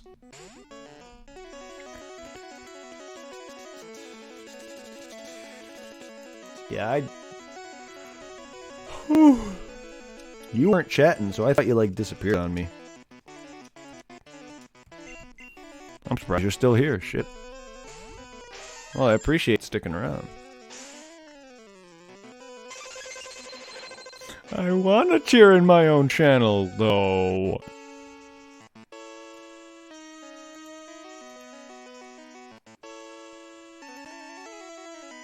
What the? That Lance person looked like a younger version of Vegeta. That Lance person? I love the way you say it as if you don't know who Lance is. Also, sure? Does everybody with spiky hair look like Vegeta? Does Vegeta look like everybody else with spiky hair? That's like saying, does every bald person Nappa? I get it, yeah, he does kind of look like Vegeta in some regard. But saying that is like the same as saying, does every bald person look like Nappa? Just because they have spiky hair doesn't, yeah. But no, yeah, he kind of does look like Vegeta. But the way you said it, it just... You act like you don't know who Lance is. That Lance person.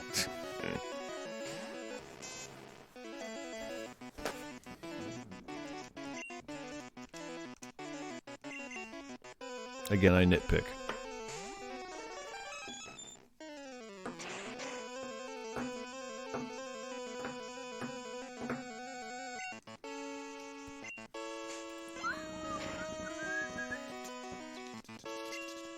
Ooh, starting a one-shot Dragon Egg with Payday now?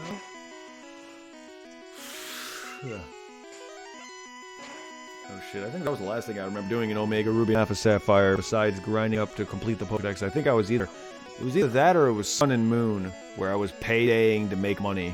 I forgot which. It might have been Sun and Moon. That seems more accurate.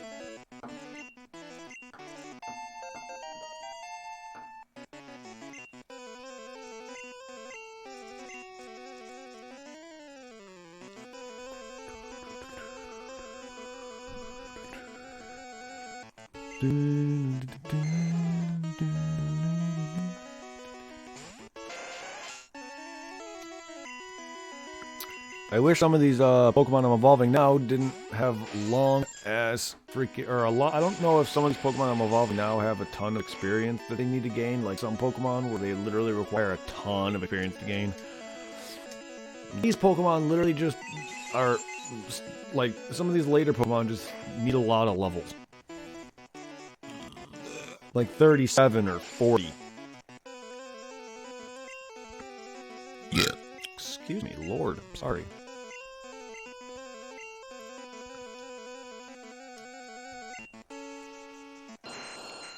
Like Rhyhorn to Rhydon, I think he needs to be like 37 or 40 something.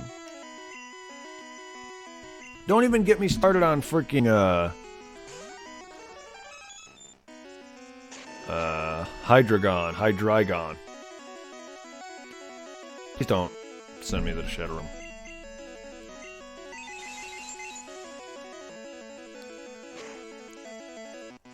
I could be part of a better anime than that.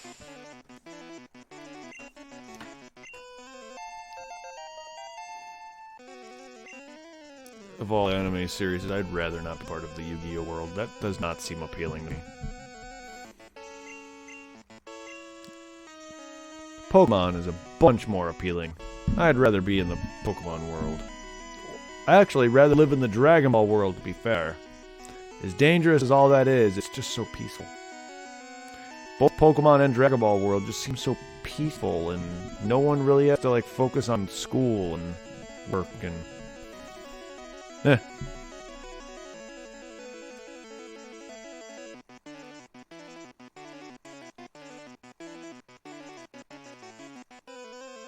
Touché. Even I don't know what heaven looks like because heaven in Dragon Ball is non-canon. You get to see Frieza's hell, though. I mean, that's the closest you're gonna get to heaven. Frieza's hell. Because that literally looks like a heaven.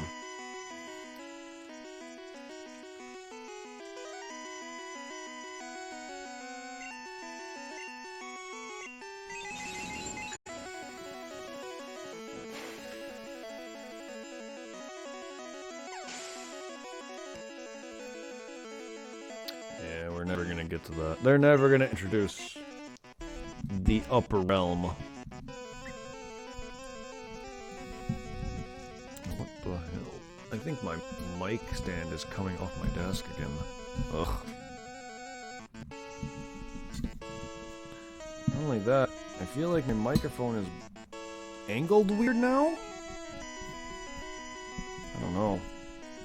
Something is bothering me about the way the mic is looking.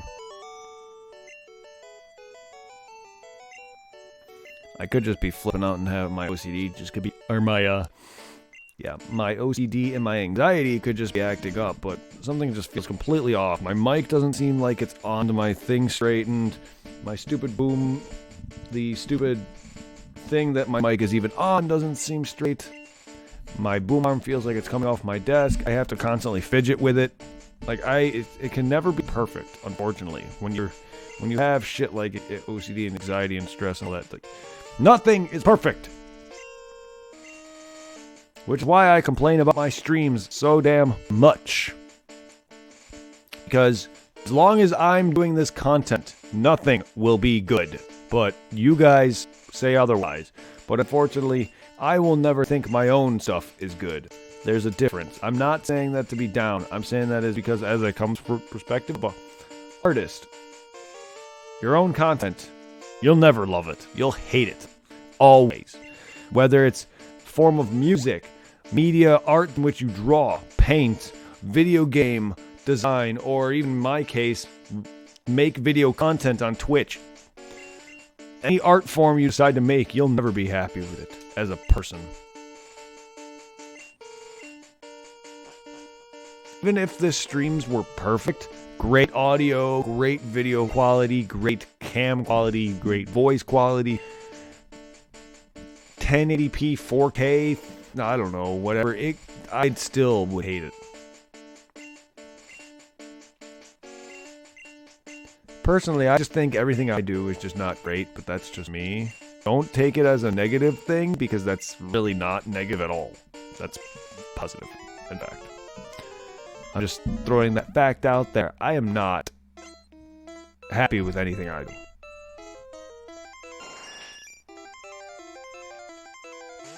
That is just me as a person. I do not care about myself. Never have. Are you talking to yourself or talking to people on Twitch? Talking to people in general. It doesn't have to be to anyone specific. It doesn't have to be...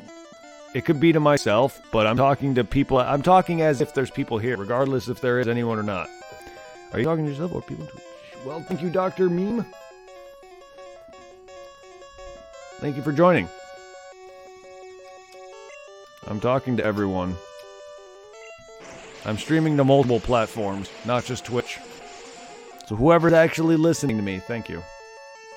But there are people here.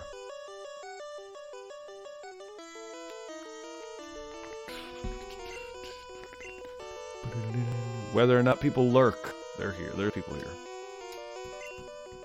Well, how you doing, Dr. Meme Cena? Can you see me? Good. Reminds me of that stupid Verizon commercial. You hear me? You hear me now? Good. But that was Boost Mobile. That wasn't Verizon, right? Anyway. Boost Mobile, Verizon, same shit.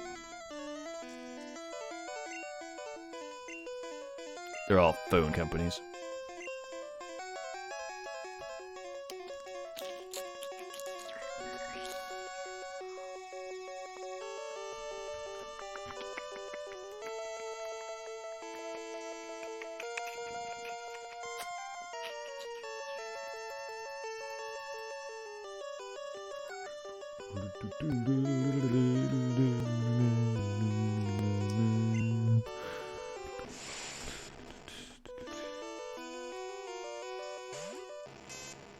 How goes your tomato hunt? Are you still looking for that damn tomato? And I think I remember doing a quest for that stupid tomato or something. I think someone requested me to get a rare tomato or something on my stream. I don't remember. But that seems like I'm having deja vu when it comes to that for some reason.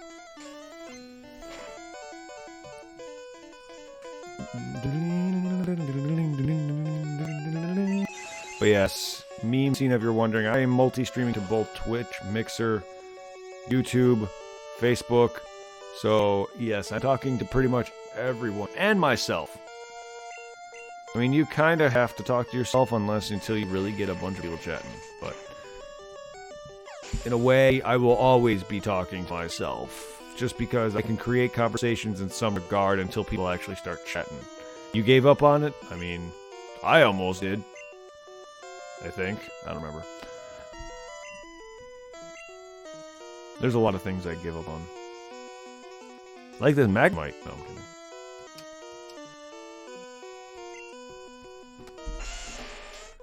Like Magnemite.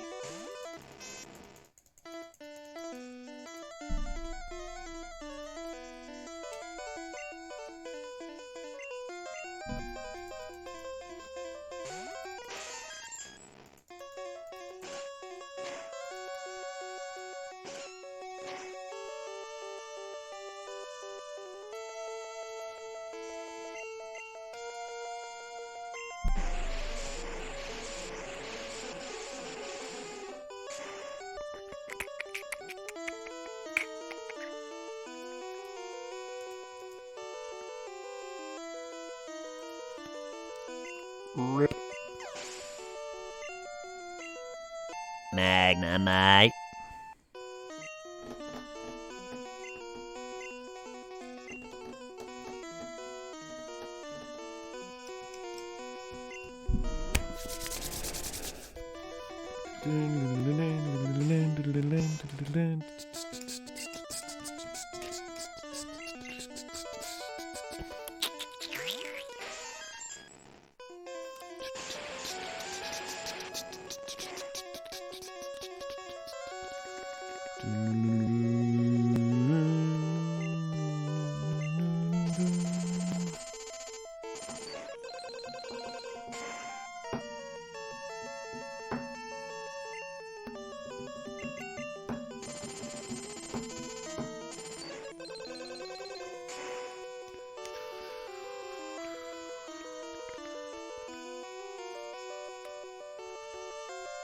Even looking at my other 3DS, it still kind of looks like I'm looking at the screen.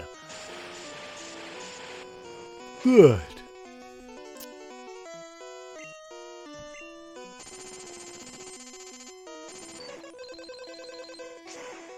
Now, if only they still sold XL 3DS XL capture cards, I would totally buy one with one built. I would definitely buy a 3DS XL with one built onto it versus buying a whole new 3DS XL and sending it in. But they no longer sell them. They're out of business. Rip. Rip, rip, rip. So I should have bought 3DS XL capture with the capture card when I had the chance. But I didn't. However, I got a DS one though. The DS one though is needed. That one is definitely needed.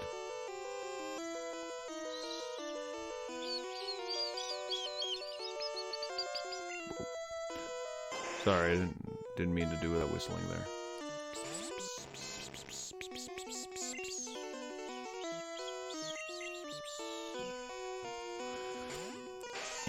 Intruder alert. Intruder alert. If you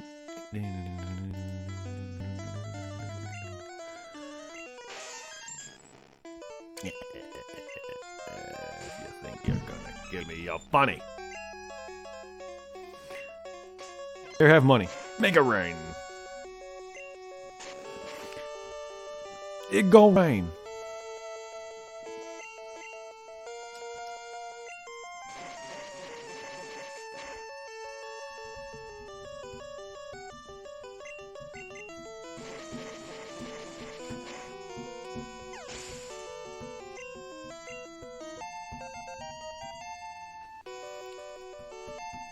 $4, and a good chunk of this was spent trading, me talking, which is not bad, and me being slow as ass with grinding. To be fair, I did do a lot more trying to help you out earlier. Don't have to apologize, it's not your fault. I'm just saying, like, I did spend a lot more time doing other things rather than actually evolving. Not a big deal. I'm glad I was able to help you out. That's all that matters, is that I'm able to help and hook up and take care of my fans, the people that care about my streams. Because personally, what's the point if I don't do that? You know, give you guys back. You might as well just say fuck you to me. You guys support me, it's time for me to send stuff back to you guys. Which is why when I get bigger, I want to be able to do certain things like giveaways and shit like that. So I can give back to my community. The people that helped me grow me to where I'm at. Now, like, I hooked you up with a Mew. So you should be, not only, even if you don't use it, even if you don't use that Mew, just the fact that you have a legitimate shiny Mew event in your box, just sitting there, knowing even if you didn't actually have Mew, and you need him for a pokedex, you now have that, and it's in your box, knowing that you now have Gen 1, up to at least Generation 1, complete in terms of that pokedex. That right there would make me happy, alone. And it's not a big deal because I bought it, and I can always buy more of those Mews. They weren't even that expensive. I wouldn't have done it otherwise, though. I had 2, so I was doing it because, like, hey, why not? You're a buddy. You're a friend of mine. I want to help you out.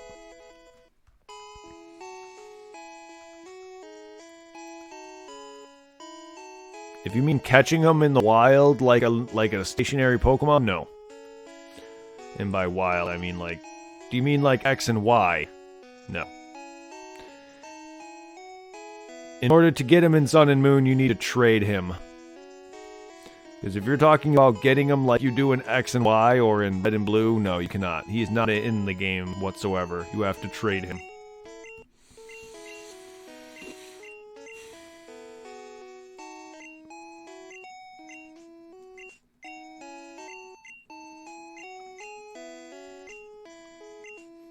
I mean, if you have both versions of Sun and Moon and Ultra Sun and Moon that have a Mew on there, or Mewtwo on there, or other games that have a Mewtwo on there, you can always try to find a way to give it to me, and I can send it to your main game.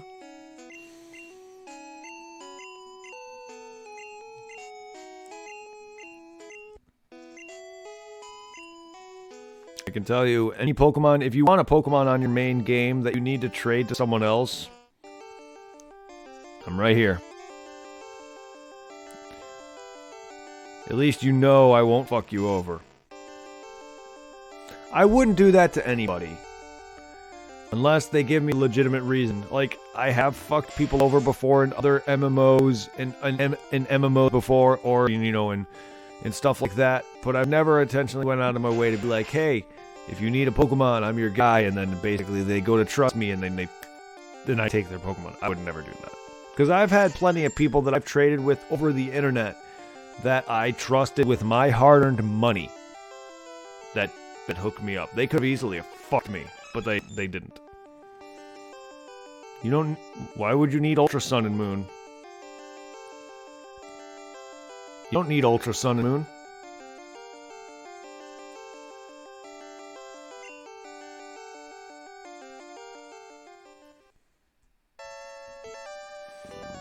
Ultra Sun and Moon is it's just Nintendo's cash grab on making a second game. It's not even that. It's not even a second game. It's the same damn game with new content. It's not even a sequel like Black and White 2 are. Like, that's what I hated about Ultra Sun and Moon. But not even sequels. It's the same damn fucking game with additional content. To make their... The only reason why they did that is so they could push their one game a year quota. Yeah, you don't need Ultra Sun and Moon for anything specific. There might be Pokemon specific Pokemon in there that you don't have on your current version, but you don't need Ultra Sun and Moon to complete the Pokedex. You don't need Ultra Sun and Moon to do anything. But again, they only are releasing these games because if you look at Pokemon's track record, they all came out a year after each other.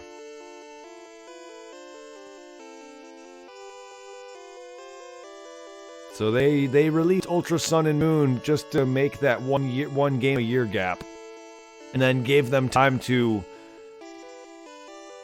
refine Sword and Shield. And look what came out after Ultra Sun and Moon.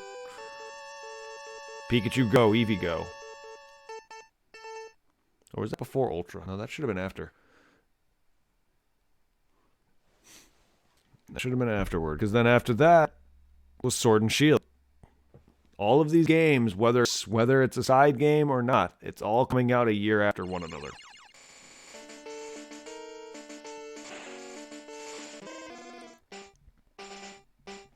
That's Nintendo. That's not BS. That is bullshit. That's Nintendo. That is Nintendo for you.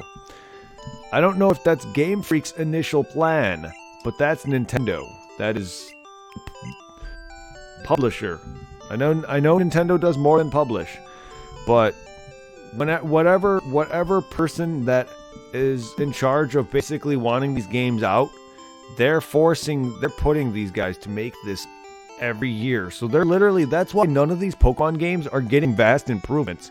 You may think, let's see, Ruby and Sapphire to say like X and Y. Yes, that's vast improvement. Even Ruby and Sapphire to Diamond and Pearl was a vast improvement, and on. But if you're trying to find vast improvements from say Omega Ruby, Alpha Sapphire, X and Y to now, you're not going to. And if you're wondering why, that's because each Pokemon game is coming out a year after each other. You're not going to be seeing much improvement from now on. In fact, like Gen 1 to Gen 2, that's a vast improvement because they added color, they added sprite animations, but once you hit that peak, like how we even evolved to models.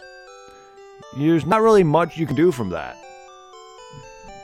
With being a handheld specifically anyway. I know the Switch is a console too, but their main primary focus has always been handheld. If Nintendo wants to improve Pokemon further, they're going to need to make it a console game. Otherwise, graphics are not going to get any better. And look what happened with the Switch version. All it is a glorified DS port. That's all it is. As much as I like Pokemon, and I really do think Sword and Shield is a very decent game from what I've seen, it's not bad at all. There's nothing wrong with it. I'm just getting tired of Pokemon, I think, because they're not doing anything new. And unfortunately, it is just literally a glorified 3DS port on the Switch. It looks like the graphics are a bit updated. The characters look a bit nicer. But honestly, most of the graphics look no different than Oris to me. It looks like no different than Oris and Sun and Moon to me. And that's sad, because I think Pikachu Go, Eevee Go look a lot better than Sword and Shield does.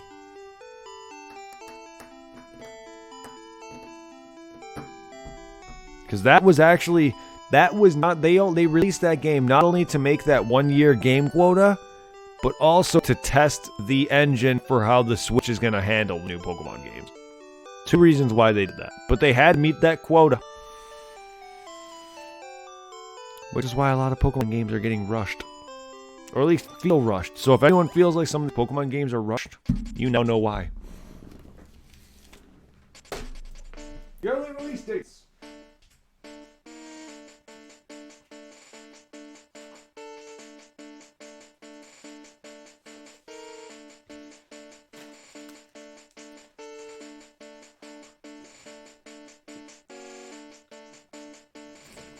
Ugh.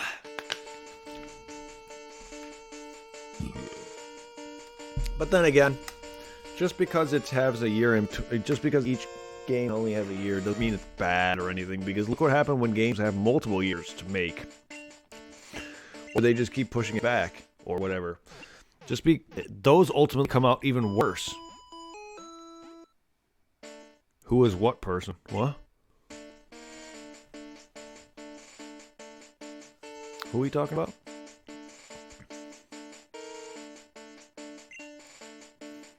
That was me. You mean from the background when I said yearly release dates? Or did you hear someone else? Because if you're talking about when I said yearly release dates when I got up to get water, that was me. But if you heard someone else, that's probably my dad or my mom. I live with my parents, so it's either me or them.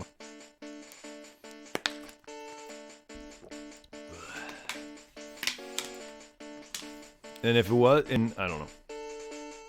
Yeah, and because yeah, when I got up, I said yearly release dates. That was me. I don't know. I don't know.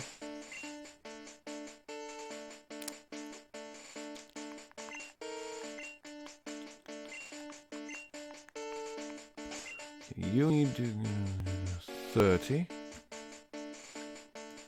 You're 37. Ponyta's 40.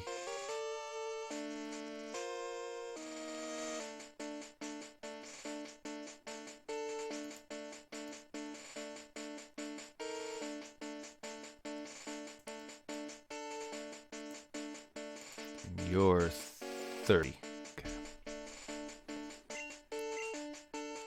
30, 37, 40, 30.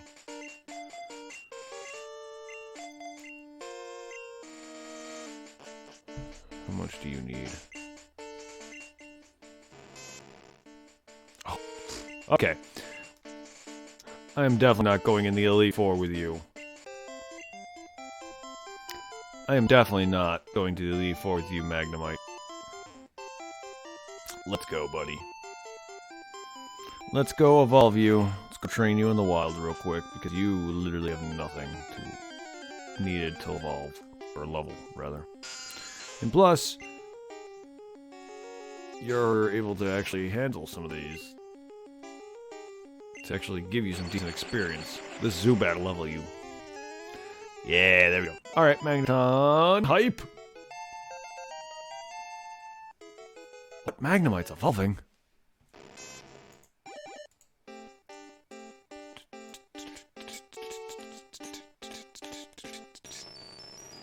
There we go. Oh my god. I think they called him shiny because of the way it looks.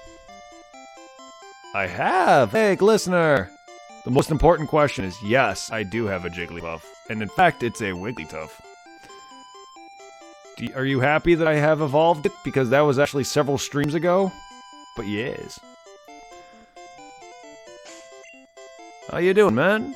You revived King Cold 20 and 19. And Cell Jr.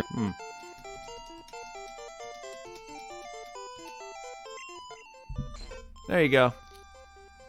There's your Jiggly. Hey, you're on YouTube. Welcome. Have you checked... Oh shit, I gotta really start releasing some of my videos. I play Puff and Melee, so yes. I mean, I'm sorry I have a Wigglytuff. But he's here. Also, wow, a Jigglypuff main. I gotta start releasing some of my episodes, but if you haven't had time to, feel free to check out some of my Eternal Darkness. I actually continued. I continued a little bit. I gotta get back to it and finish it up, but I'm near the end of the game. I'm at a boss fight against freaking that spider demigod thing.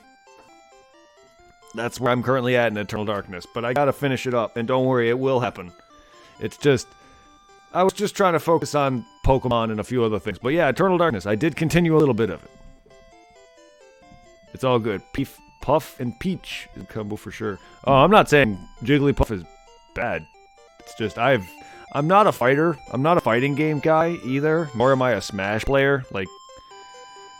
But having watched over the years and having played, I've never seen a Jigglypuff main, and I've met a lot of my friends from my a lot of friends that I went to school with are fighting game nerds, and they love Smash, and that was a big thing in my college. So I definitely have never really seen a Jigglypuff main. And yeah, unfortunately, a couple of the episodes are on Twitch right now. I have yet to highlight them, but I will be highlighting them when I have the chance to. I've just been tired. Work has been slow? I mean, yeah, it's weird that I'm tired, but work has been slow. There's been a lot of issues with work right now, and I've been trying to get through some of these playthroughs of different games, you know, Pokemon and Kakarot and whatever other games, including Eternal Darkness, and there's just a lot, so little time, so much games, which is why I'm focusing on like 1 or 2 games each like week now instead of doing like 1 game a day. I'm just playing through like I'm playing like 1 or 2 games every other day just to try to get through some series now. No, I did not. No, not yet. Not yet. I'm waiting on any information, whether or not I will be getting enough or not. I'm waiting on any information. No, I'd not.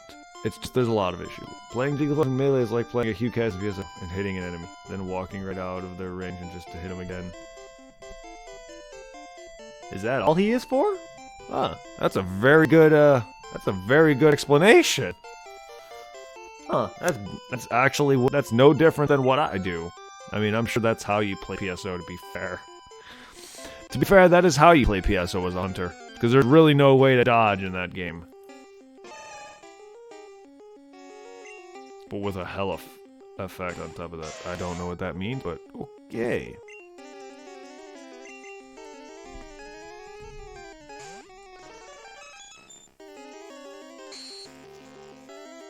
To be fair, that's all I really do, except I'm not a Q-Cast.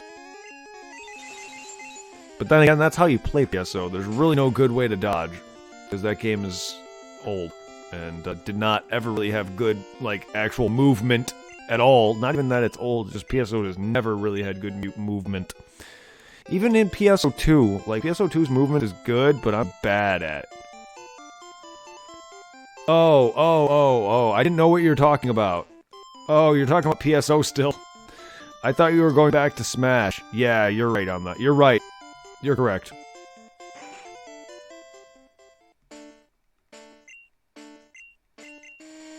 I thought we were talking about Smash when you said that.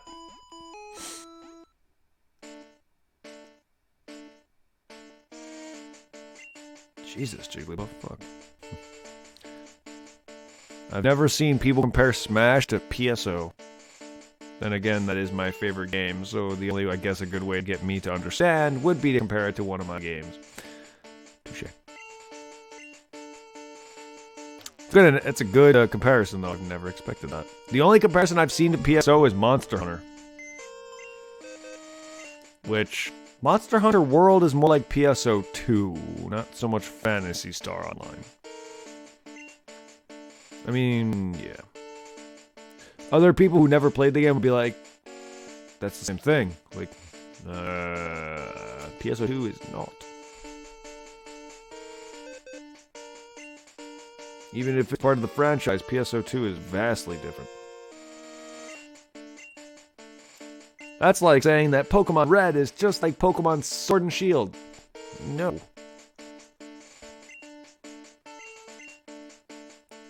One game is good, the other's not. No, I'm kidding. That's not true. I haven't played enough. I have not played enough of Sword and Shield to really know.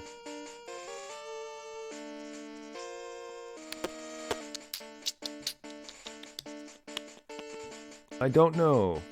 I don't know. You don't know if I asked. I don't think you have. Give me a sec and I'll show you. I'm not sure if you have. I know someone has. I forgot who asked me what green screen I use, but I can show you. Well, I can show you effectively if I uncrop myself as well. Whoa. I could try to hold up. Like, I'm going to find what it came into, but this is an example of what I use. It's attached to my chair. Let me look for what it came in.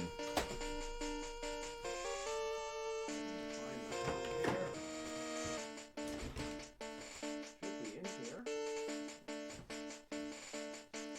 Why would it move? Why would they lose it? Okay.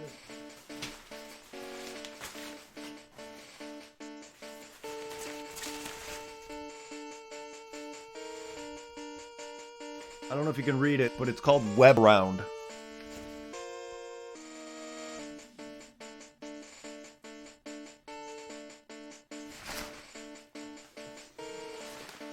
My green screen's called Web Around? Something like that? My hair, though. Is it just me, or do I look like a younger version of the Doctor from Back to the Future?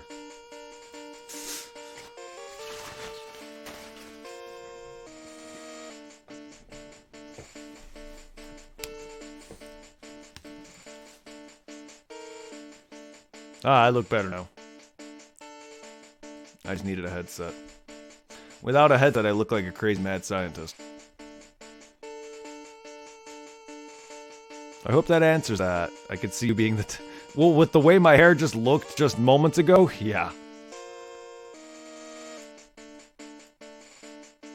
I hope that answers your question, listener. I don't know, I don't remember if you asked me that before. I know someone has asked me that question before. I forgot who it was. For some reason, my brain is trying to tell me that it wasn't you. But I could be wrong. Either way, it's called Web Around, or at least that brand on the bag is. I don't remember if that was the website, but the brand is called Web Around, or at least something like that.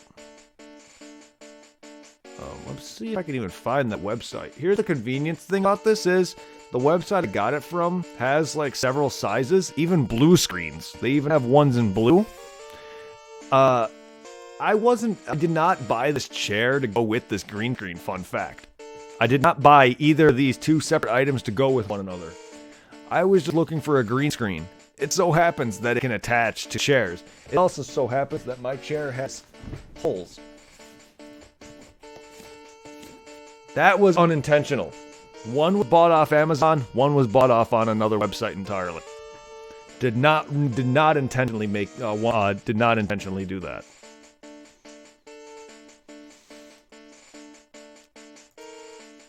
Yeah, Web Around, portable background, or portable webcam background.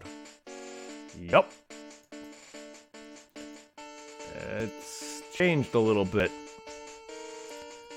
It's changed a little bit, but there's the website I got my green screen from. If anyone's looking to do any video editing work or video work that involves a green screen, this website, Web Around, is where I got this from. It has blue screens, it has gray screens, apparently. There's one that I'm looking at that's literally just gray. They have circle ones, they have square ones, they have different ones. I don't remember which version I got, but I can tell you from the looks of the prices of these, it's pretty expensive. I'm looking at a special sale for the one that looks exactly like mine. Somewhat. I say somewhat because these have a strap that goes around and a strap that goes up. Mine has like two straps and one that goes around. But I'm looking at the cheapest one that's on sale for $30. The more expensive ones, I'm looking at $60. Holy shit, did I really spend that much on a green screen? $30 I can see, but 60 fucking hell. This website has changed. It was definitely a different logo. For some reason, they were boasting a picture of... I think they were posting a picture of a person sitting on one of those, just like a stool chair or something like that. I don't even know how it would work, but I swore that the website changed since I last been here.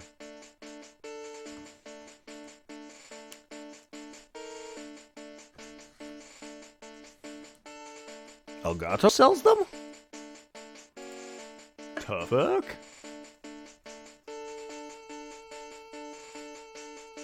Makes sense. So why does Elgato sell green screens, though? Well, they do. Huh. I did not know that. Come to think of it, last I came to this website to download their freaking driver, I did not see that it said a green screen. I can see why they're more expensive. It's the projector green screen, I guess. Actually, it's more like a scroll. It's not even a projector green screen. It's more like a scroll. It's a collapsible green screen. They have ones that look like what Professor would draw. Yes, I just stated that, but not quite. Not quite. And that I just stated that this one is better, though. That it's the one I prefer. But it's not. It's more like a wall scroll. I want one of those, though, projector screens that you pull down. This ain't like that. I mean, yes, you pull it down, but here's the thing about that, though. It looks like it's literally installed into the wall. These have like a hook. The one I'm looking at here has like a hook. So it looks like it hangs on something that you pull down. That's not the one I want.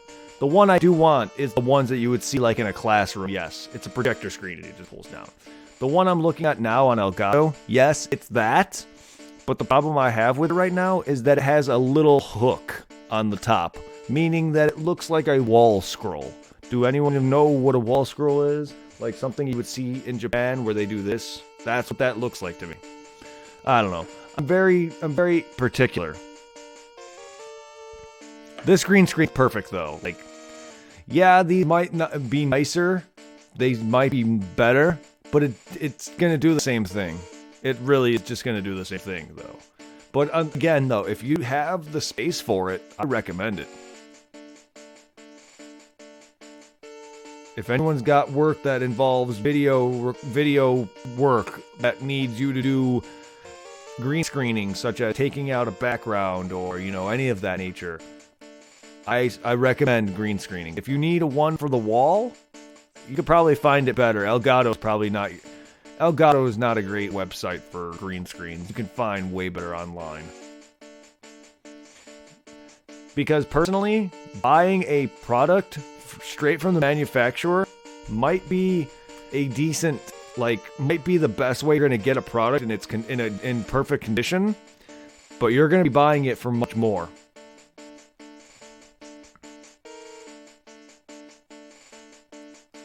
Didn't get to fucking go. Don't see why Jiro has a grudge against Goku besides him destroying his army. You just answered your own question. And why would he hate Vegeta? He has no bearing on. He has no history with Vegeta. Vegeta has done nothing to him. Goku literally destroyed his entire army. Look, Dr. Jiro's a retcon. Do we really need to care why he hates Goku for no reason? Like, for a reason? He's a retcon. Dr. Gero did not exist back in Dragon Ball. And then out of nowhere, he comes out of nowhere and Trunks mentions that he exists. And then somehow Goku knows of his name too on top of that. Yeah, I'm sorry. Dr. Gero was never a thing back in Dragon Ball. Dragon Ball Z. Dragon Ball as a whole series retcons itself left and right. But Vegeta, nah. He has no reason to hate Vegeta. Vegeta has done nothing to him. Why would he hate Vegeta, may I ask? Alright, so we got rid of that. Now, what do we need?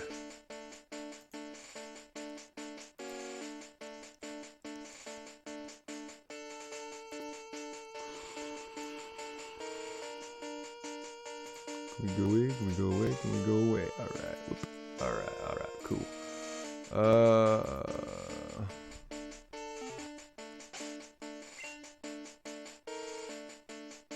Yeah, but that was after 20's emergence, though. Dr. Gero was a Count Dooku from episode 2. He's the guy who showed up out of nowhere to suit the plot. Touché. Yeah, but Vegeta destroyed 19, but that was after Gero's emergence. Dr. Gero came out and started redoing all these androids and started causing a fuss to get Goku. Vegeta started to destroy 19 because they're evil. And, you know, what other reason would he not destroy 19? There's no reason for him to hate Vegeta otherwise.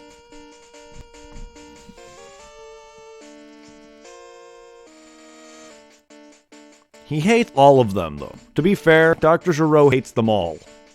But his main goal is to kill Goku. There's no other reason. He hates them all, and he wants the entire Earth gone. But his main goal is to get Goku. Okay, Dodrio then. So I need 3-head. Ah, I'm training one 3'd being for another. Well, technically 2 at this point, but...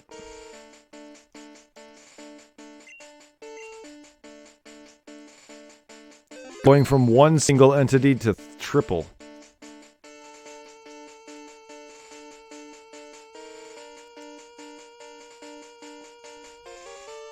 Before we do that, though...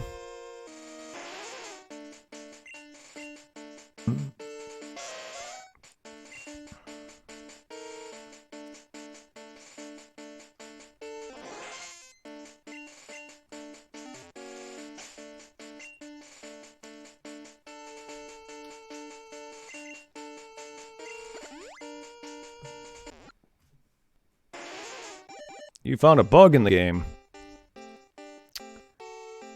Please kill it before it scares me. I don't like bugs. Please kill it. I gotta download him. Excuse me while I...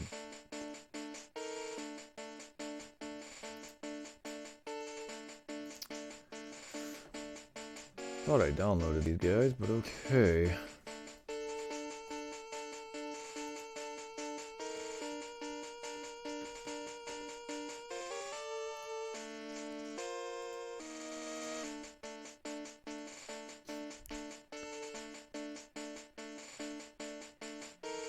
Bug in Gen 1, don't say.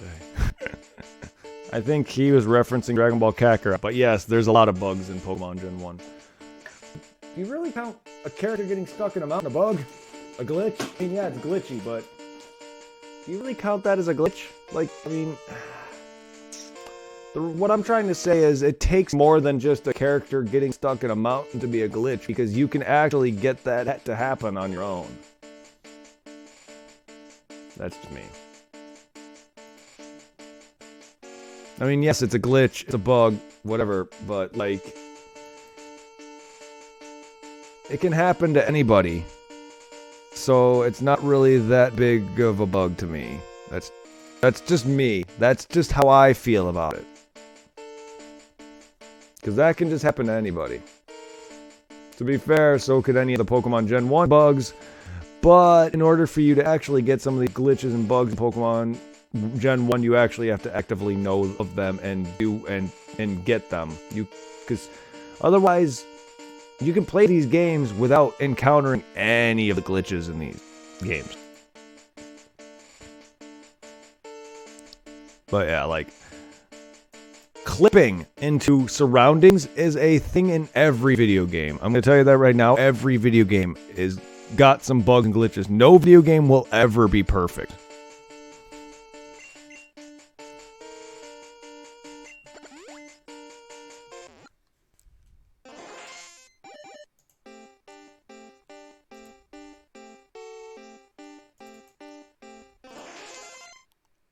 Woo!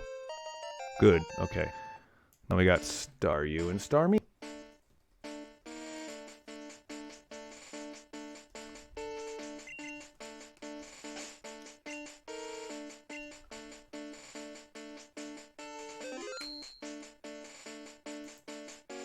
I'm terrified. I am legitimately freaking terrified. What did I just find? What on God's green earth? What the fuck?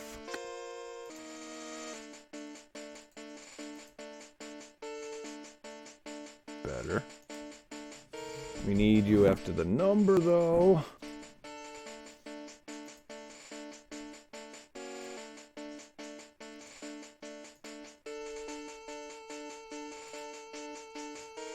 Okay.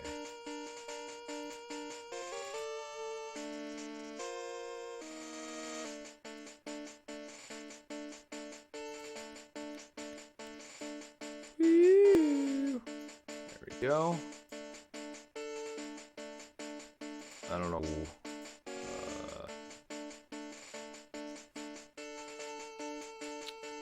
Who's next?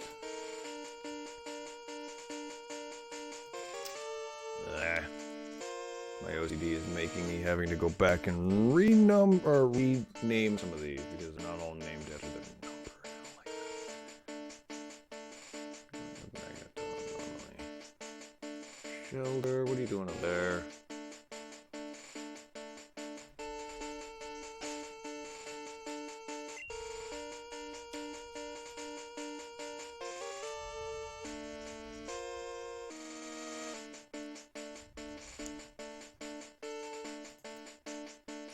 You're 91.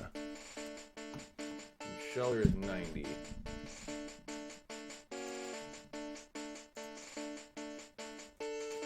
You are old, Shelter. You are old. Alright. This magneton can go. Okay. Cool.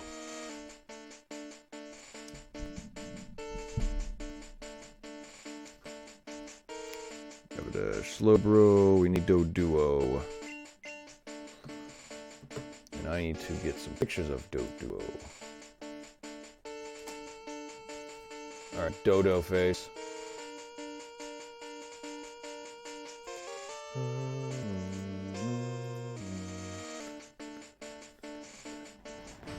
$84. Drio. Diggly dig, diggly dig. Drio, Drio, Drio.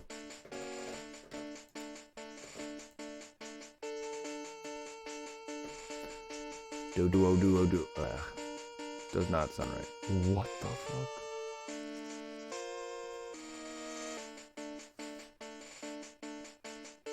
Nintendo, you are going too far. How I don't even know what kind of bird Doduo and Dodrio are. I'm assuming they're like dodos. But may I ask, how is it they go from dodos to flamingos?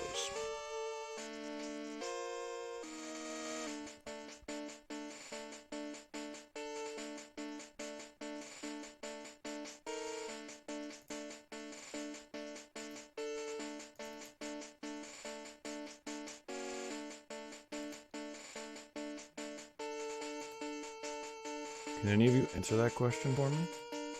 How do they go from two-headed, three-headed dodo, whatever the hell, to two three-headed flamingos?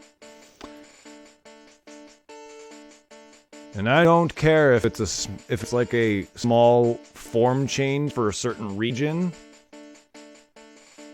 It's still a thing that Nintendo has done to my precious Pokemons. I don't mind these forms, but they're making some Pokemon look stupid.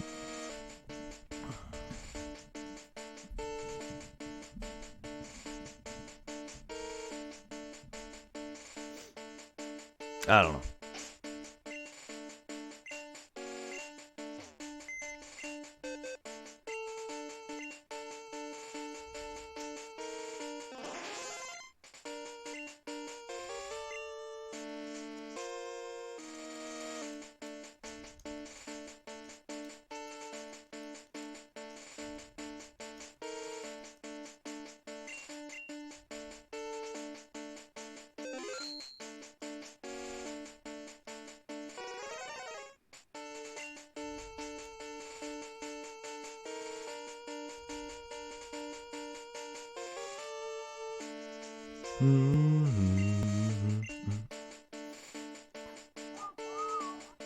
Yeah, for anyone who's interested in some of my episodes for Pokemon and Kakarot and ED and whatever else, they'll be getting highlighted shortly soon. I gotta just get into it. Don't worry. I'm gonna try to get around doing some tomorrow when I get home. But I really gotta get that. You know, you can farm the ball again. I like farming balls. I farm my balls all the time. Buzzing. No. Yeah, I wasn't a big fan of... I know it's easy, but I'm personally not a big fan of collecting the Dragon Balls in Kakarot. I thought it would be a lot better. I mean, it's not even that bad. It's just... They've done it better in other things. I liked it better in Fusions.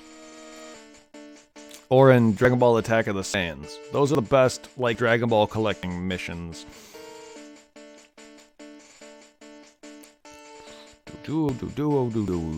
Okay.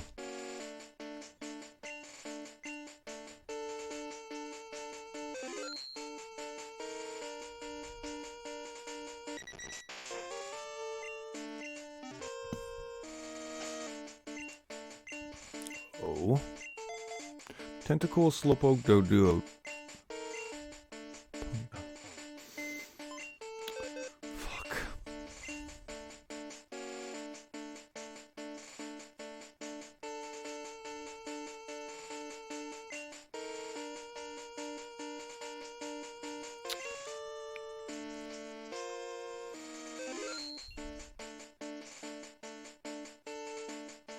Good night. I'm afraid you're the man, my friend. Take care, Glistener. Thank you for joining every now and then. Don't worry. Eternal Darkness shall be beaten. Will be beaten. I promise you that. Have a good rest of your night, sir. Thank you for joining. Feel free to check out some of the videos on Twitch, because before I will be highlighting them, but if you want to check out the last few episodes of Eternal Darkness that you haven't watched yet, feel free to check them out on Twitch. They'll be highlighted, though, don't worry.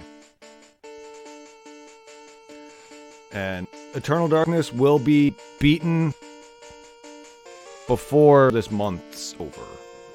And I say that, and watch, it's going to be like, literally, the month is over by tomorrow. No, okay, yeah. The 11th. I was going to say, watch, and I say that, and then tomorrow's literally the end of the month. I'll beat this, yeah, Eternal Darkness will be beaten before this month's end. I really want to get onto Half-Life. Not that I'm a big fan of, like, games like Half-Life or whatnot, but it's a thing I need to get to.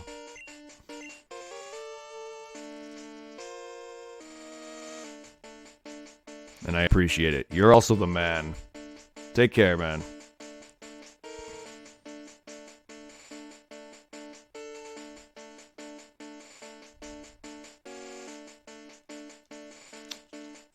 Whoa, no. I like all my Pokemans in one place. Thank you very much.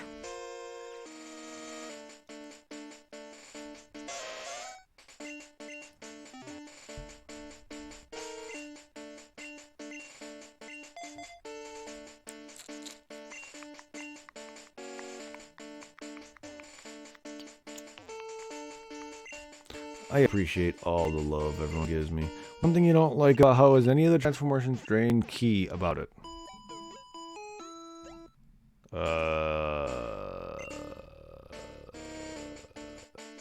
You know, I can't agree with you on that. As draining key is literally the whole thing about energy attacks and transformations. You can't do anything in you can't do any of what they do in Dragon Ball Z and not have it drain your energy, dude. Transformations take ki. That's a big thing in Dragon Ball Super. Going God Super Saiyan or Super Saiyan Blue, that is literally a big thing when going Super Saiyan Blue, is that it drains your stamina. It consumes your stamina the moment you use it. So as long as you stay in that form, it's fine. But the moment you transform, it's a murderous on your stamina, your ki and stamina. So you don't want to willy-nilly just transform back and forth. Like when Vegeta did that during the Universe 6 Arc tournament. He was transforming back and forth between God and Super Saiyan Blue and not. And that's what drained him of a lot of energy. Uselessly. But if you don't like that, then that's the whole point, though. That's the thing, though. It's going to drain. Even in other fighting games, it's going to drain your stamina and ki. That's the point. That's what those moves do. I don't know.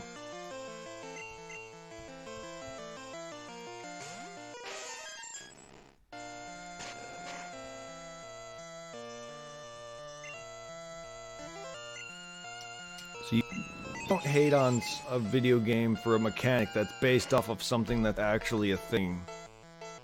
That's just me.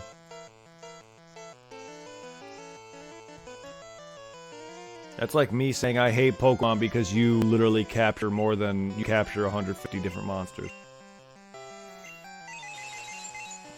I don't know. That's also the same to me.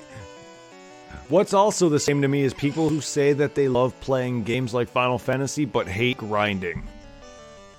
I mean, I get it, grinding's not for everybody, but if you're into RPGs to the point where you play Pokemon, Final Fantasy, and stuff like that, how do you hate grinding? That's like the best part. I mean, I get it, not everyone's gonna enjoy grinding. Not everyone's gonna enjoy doing stupid, useless side quests. Not everyone's gonna enjoy doing certain things like that. But if you're into games like Final Fantasy, turn-based combat, Final Fantasy, Pokemon, and such, grinding is a part of those games.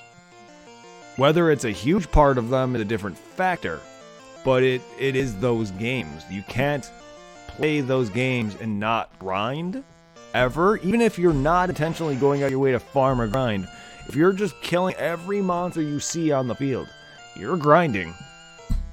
You are grinding in some regard.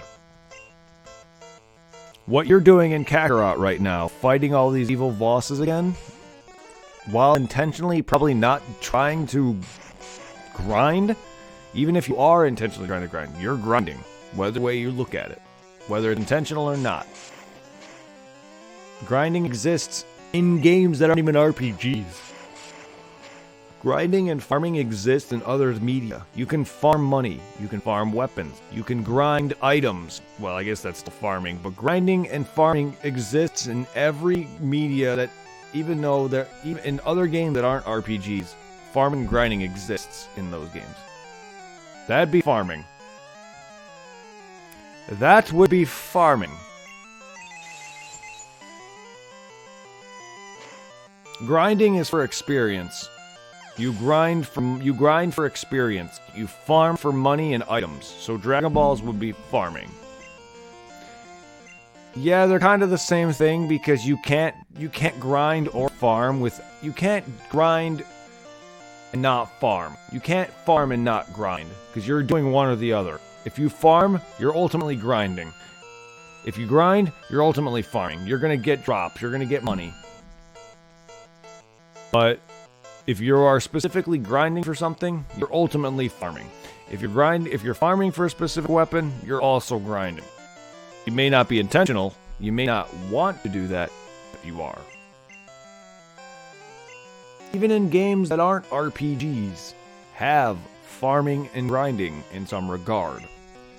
Whether it's farming for money, or farming for consumable items, I don't know. Whatever, or getting a certain weapon. It exists in every media.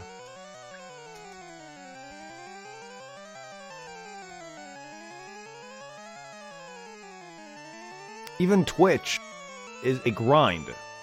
You gotta work at it to get anywhere. You can't just wake up one morning, stream, and then think you're gonna get anywhere.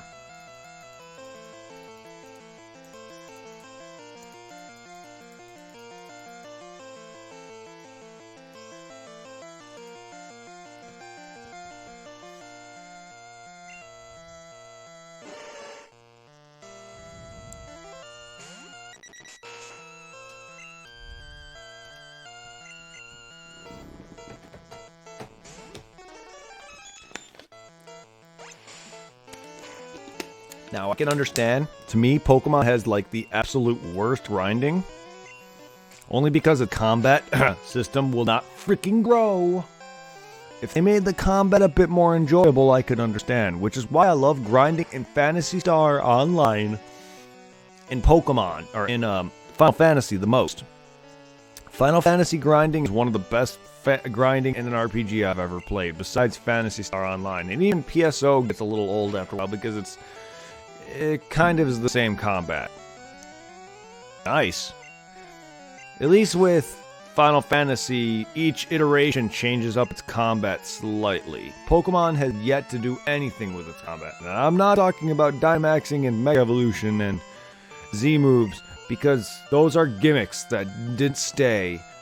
And, you know, I mean, like, Final Fantasy has introduced job systems. It introduced ATB, you know, action time combat. It introduces so many other different mechanics, making the combats much more enjoyable. You can combine multiple jobs with things. Like you can have your character who's one class, but also has other abilities from another class. So he's able to do warrior things while able to heal or whatever. It's freaking awesome.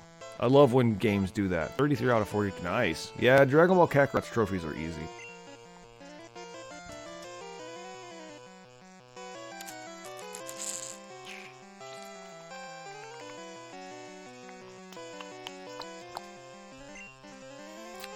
To be fair,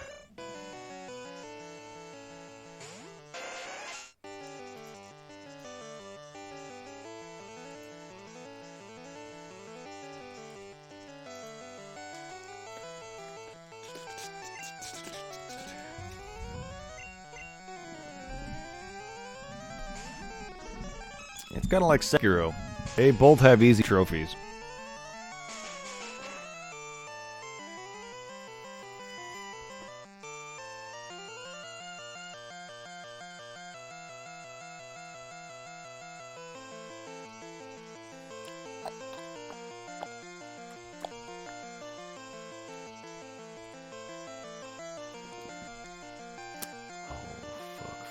Fuck, I forgot to get that NPC's key. I forgot to get the key from that NPC. Damn it.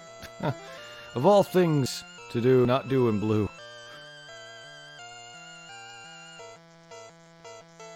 Literally forgetting to talk to the NPC to drop the key. I thought I actually did that, but I didn't.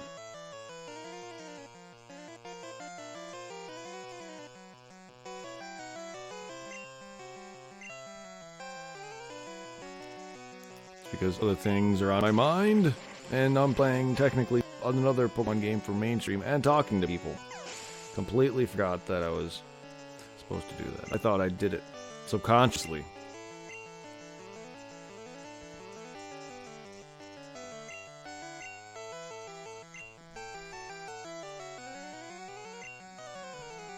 Nice. Oh, my stomach.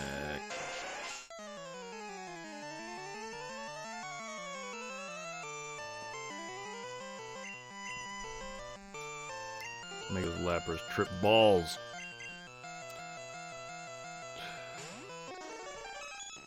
Well, you said beat the game. So if he's not in it now, then no. Because Oob would be base game. If they don't show anything with Oob at the end of the game, then no, he's not, and that sucks. Not a faithful rendition. Sorry, you go that far. You don't even include the ending of Dragon Ball Z? Good on you, Kakarot. Also, that's a spoiler for me. Alright, not a big deal. Careful though, that is a spoiler for me though. Just because I know the story doesn't mean I know what goes on in the video game, damn it. I mean, I care and then I don't care, but try to refrain from that. No, it's all good. I care and I don't care, just try to refrain from that. Regardless if I know the game, I'm going to, you were just asking a question. You were just asking a common question. And to be fair, it is Dragon Ball Z. I do, like, the amount of care for spoilers is less than, say, I don't know, another game. But, like, yeah, try to refer to that. You can talk about it now. Anything with Oob is fine and up and fair game now that I know that he's not in the game. Or at least that ending is. Now that that's out in the open, feel free to talk about your whether or not you want Oob in the game or whether there's any things like that. But please refrain from any spoilers, future Dragon Ball DLCs, or any additional content, or anything that's basically part of the game that isn't part of like the normal series. Just none of that. I just don't want any of that. I most likely will forget, but just in case I don't want to wake up the next morning, play the game, and be like, oh fuck, so this is what he was talking about. I want to be able to enjoy the game 100% pure blind, and that is how you get your ultimate reaction out of me. And 100% accurate, I don't know what I'm trying to say, like, my feeling toward it. Because if I am spoiled on it, then my feelings for it are going to drop.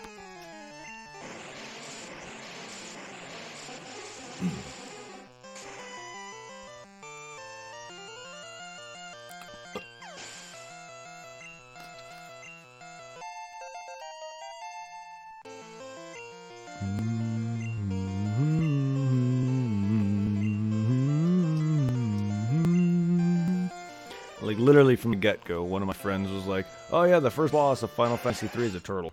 Well, thank you. I don't need to know this, but appreciate it. But yeah, like, I personally, there's some things I care and some things I don't, and I most likely will forget this, but yeah. In the future, for any video game that I outright say that is 100% blind, whether it's a game I know or a franchise I know of, nothing, no. Unless I literally ask. Because trust me, if I want help on something, I will say it. But that's the best parts about my playthroughs, though, is when I go through a game blind. That's like the best feeling in the world for you as a player playing the game, and also probably just enjoying watching that on stream and watching that person go through the same feelings that you were going through as a when you were playing. I was gonna say as a kid, as you did when you were first playing these games. Like watching a person play Dark Souls for the first time makes me want to play the game for the first time again, because that's the same feelings I went through: is frustration, anger, freaking getting murdered by the stupidest, easiest, earliest villains you can find. Villains, yes. I just called Skeleton the villain, because fuck those things.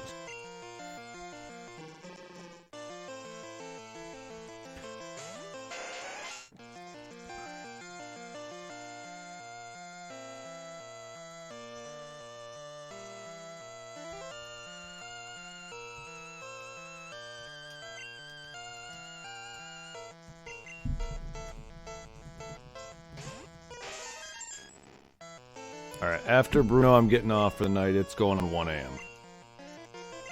Unfortunately, I would have liked to do a bit more and actually come close to actually finishing off this dex. But I'm going to go and relax and do a bit of blue before I go to bed tonight. And I'll probably play a bit of both here and there. But I'm going to try to focus on blue. You found a piccolo made out of sand. That's hot. And then, if I do get a bit of red in, I'm probably going to try to just level up some of my character, or level up Mew or Mewtwo a bit too. I need to also somewhat focus on that. But, I don't know, I really don't want to get off now. I want to complete the Elite Four here, but I also just want to also just want to lay down. But, we'll see. I could easily just fish this off.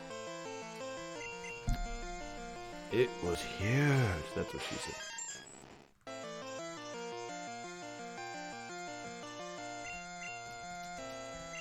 I know. I could finish this off. But do I really want to, though?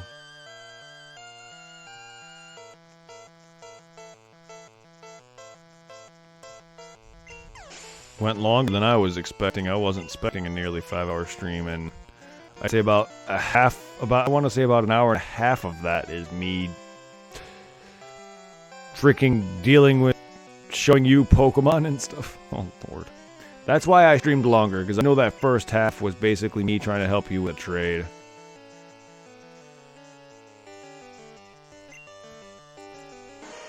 It was huge and weird. I mean, that's what a lot of girls tell me, but then they also enjoy it. So what can you do? It may be huge and weird, but at least they enjoy it. All right? No, they've never told me it was weird. I've been told I was huge, though. Huge is one thing, but weird, I've never been told that before.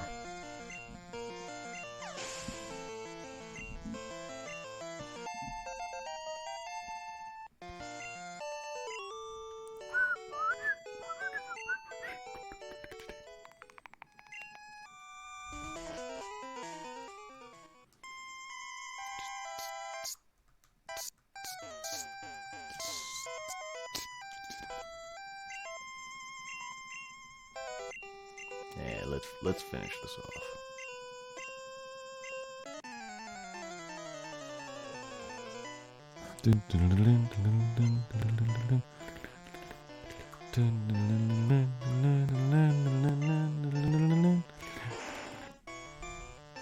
Like, who would make sense compared to Piccolo? Oh, people who worship King Piccolo. I don't know. And I say King Piccolo only because he's more well-known than normal Piccolo would have been. A lot of people probably forgot that regular Piccolo exists, but King Piccolo, I don't think anyone really would forget he existed. And if they do, then you're a bad person. Because they don't know of them. Specifically Vegeta. He's like the least well-known. I'm talking about a person that the whole world would know. Goku and Piccolo would be the only ones that they would know. Gohan is not known. Who knows Gohan's name? No one on Earth knows Gohan's name, I'm sorry. Nor Vegeta. I don't think any of the human beings even knew that Vegeta was the cause of the original, was the cause of E-City getting destroyed when Nappa first arrived. No one knows that was Nappa and Vegeta. No one knows of Vegeta's name, I'm sorry. I don't even think no one knows of Vegeta even during the Buu arc. Even during Super. I mean, they probably see him on the street, but they don't know him at all. He's not to the point where he's not like Goku, to where, like, with all of Goku's kindness that's done and all the stuff that Goku's done, everyone knows him.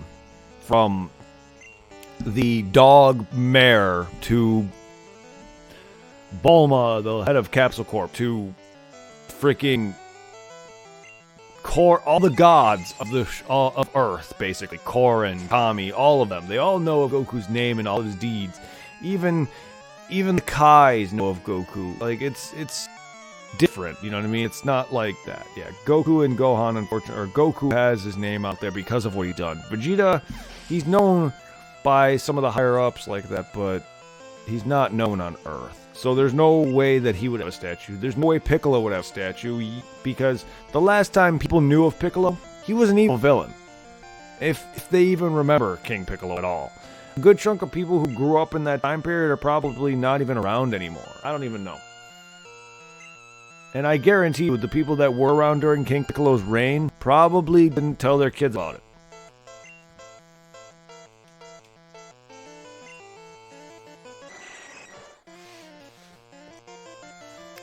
In the grand scheme of things, though, while Vegeta was a great villain for what it was, he did not do a lot.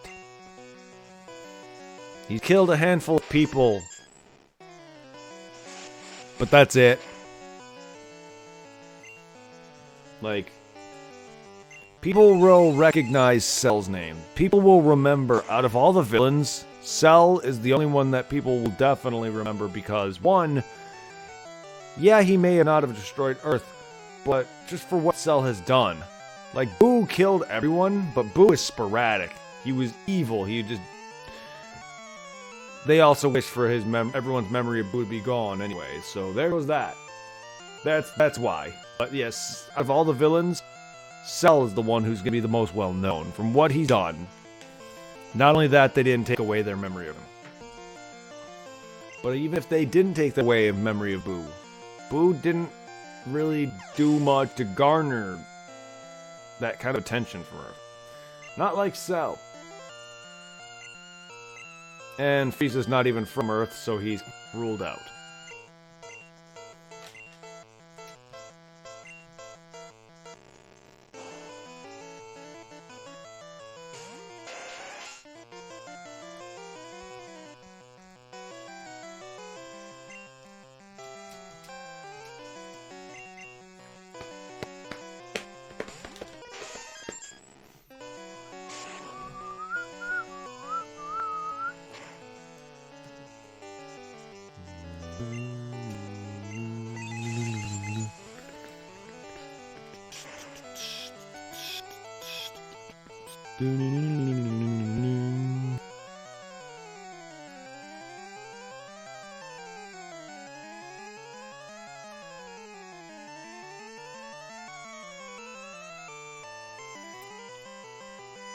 I bet.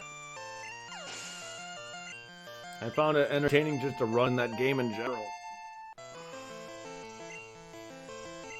Sorry, Dragon Ball Kakarot is probably my favorite ARPG Dragon Ball game, but it's probably my second favorite Dragon Ball Z game of all time, followed by Fusion. Fusions is my favorite Dragon Ball Z game in general, and my favorite Dragon Ball RPG. Kakarot is my favorite Dragon Ball, like, modern Dragon Ball game, but it's also my second favorite Dragon Ball game in general. Oops, I didn't mean to send you out. Fuck. Can we get you experience too, please?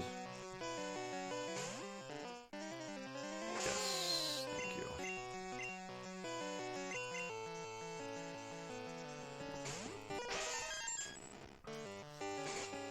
you. Ooh, I felt a crack in my neck. Ooh, that hurt.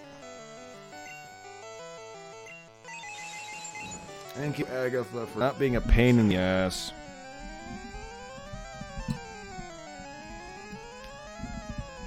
By that I mean switching.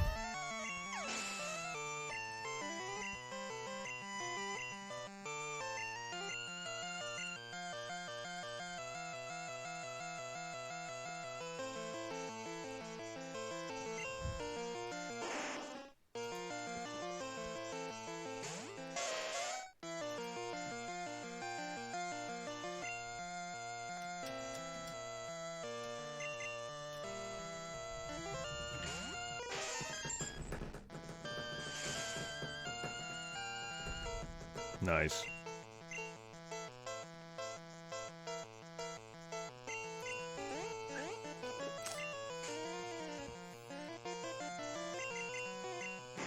Sounds like fun.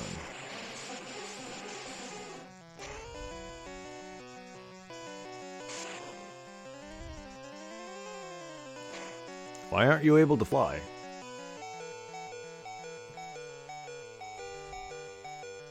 Are you doing a certain event or mission where you literally cannot fly at the moment? It doesn't...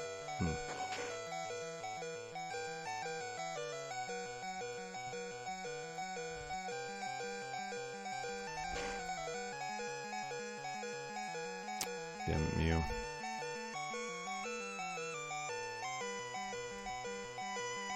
You probably cannot fly on King Kai's world. They probably just don't want you flying there, if anything. I don't know.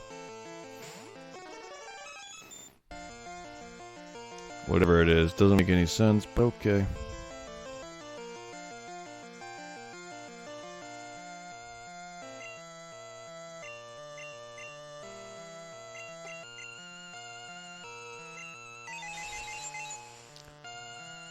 Okay, Giovanni fight 1.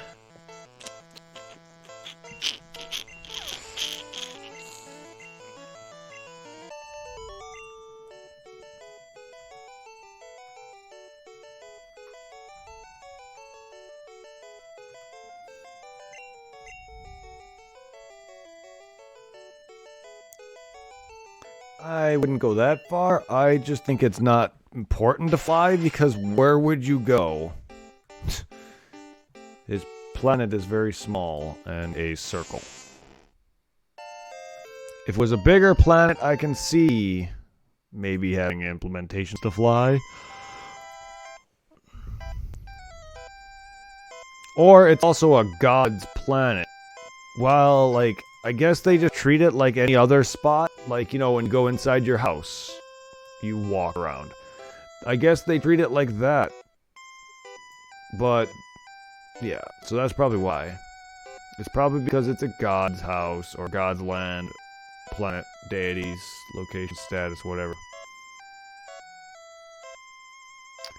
Could be as small as Earth's planet, Earth's moon. I mean, I don't know. I don't know, dude. I know a lot about Dragon Ball Z, but the size of size of a planet is not something they ever go into details on.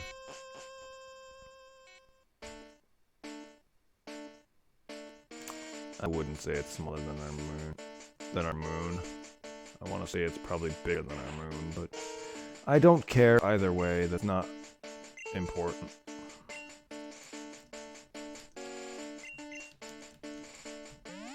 That's not important.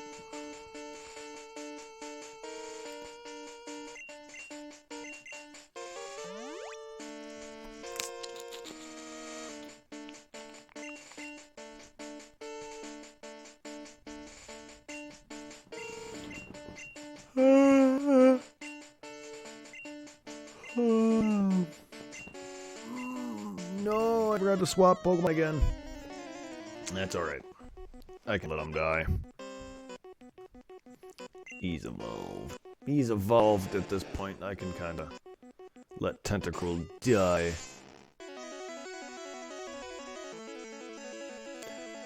No. It's never gonna go away until Akira Toriyama decides to revive him.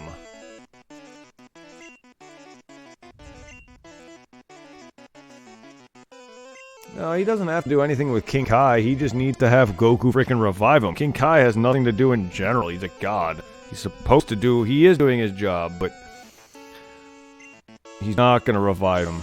Because then otherwise we wouldn't have those scenes where Goku's trying to revive King Kai or whatever reason he doesn't. But he also doesn't revive him because... he probably forgot. Like everything. Just answered that question. King Kai doesn't do anything. You're the one who stated that. No, you're the one who stated that. I answered your question by stating the same thing you just stated. What can King Kai do? There's no reason for him to come back to life. He's already doing his job regardless if Dad are alive. But again, Akira probably forgot. Like everything that doesn't exist in the Dragon Ball world, or does exist, but was taken out. Such as Goku, Gohan, and Vegeta's tails. He just stopped caring to draw in tails, which is why Goten and Trunks don't have them. He just stopped caring. There's no reason to... there's no rhyme or reason as to why it happened. Canonically, in the story's canonical, storytelling. All that matters is that he's the one who decided it. Whether or not he implemented. He's not the greatest at storytelling. At least with Dragon Ball Z anyway. That's not his biggest thing. I don't really know. So he's not gonna ever really explain any of the shit that he pulls.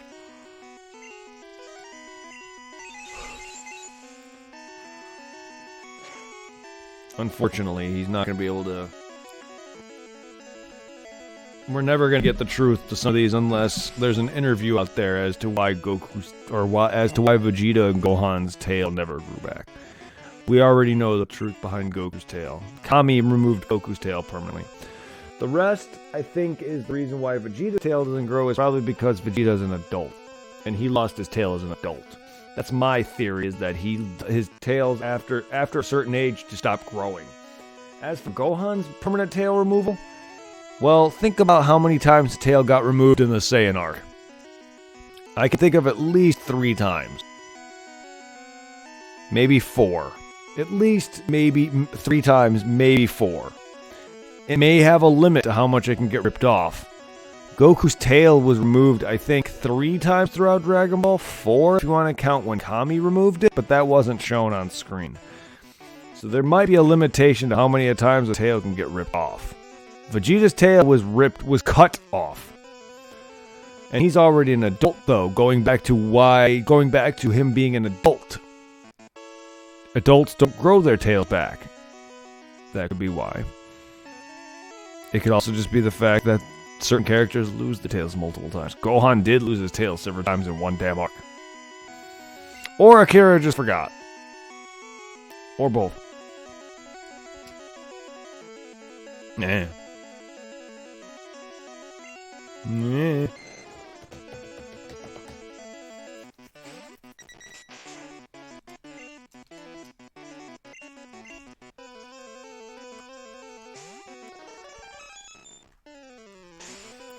Mewtwo, eh? Yup. What about him? What about him? I'm just grinding. Completing the pokedex. There's no reason not to use Mewtwo. He makes for grinding easy. Not just Mewtwo, also Mew.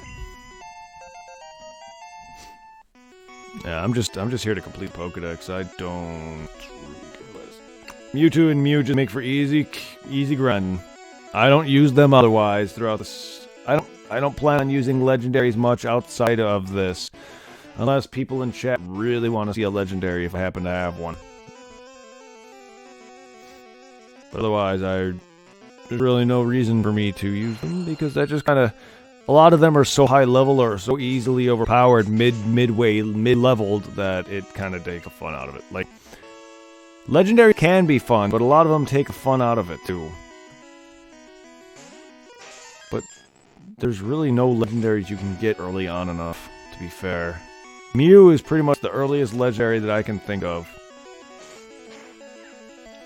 I can get him right at Cerulean City at level 7.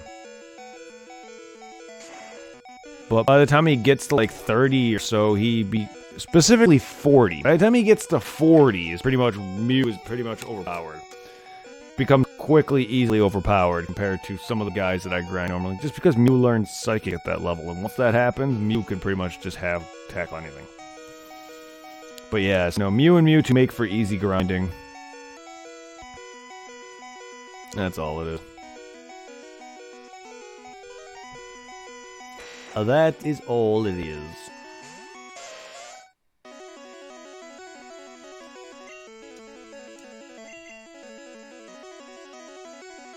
I never knew about the Mew glitch thing, but I've never actually done it. Oh, you knew? Oh, I read that wrong. You knew about the Mew glitch, but never actually done it.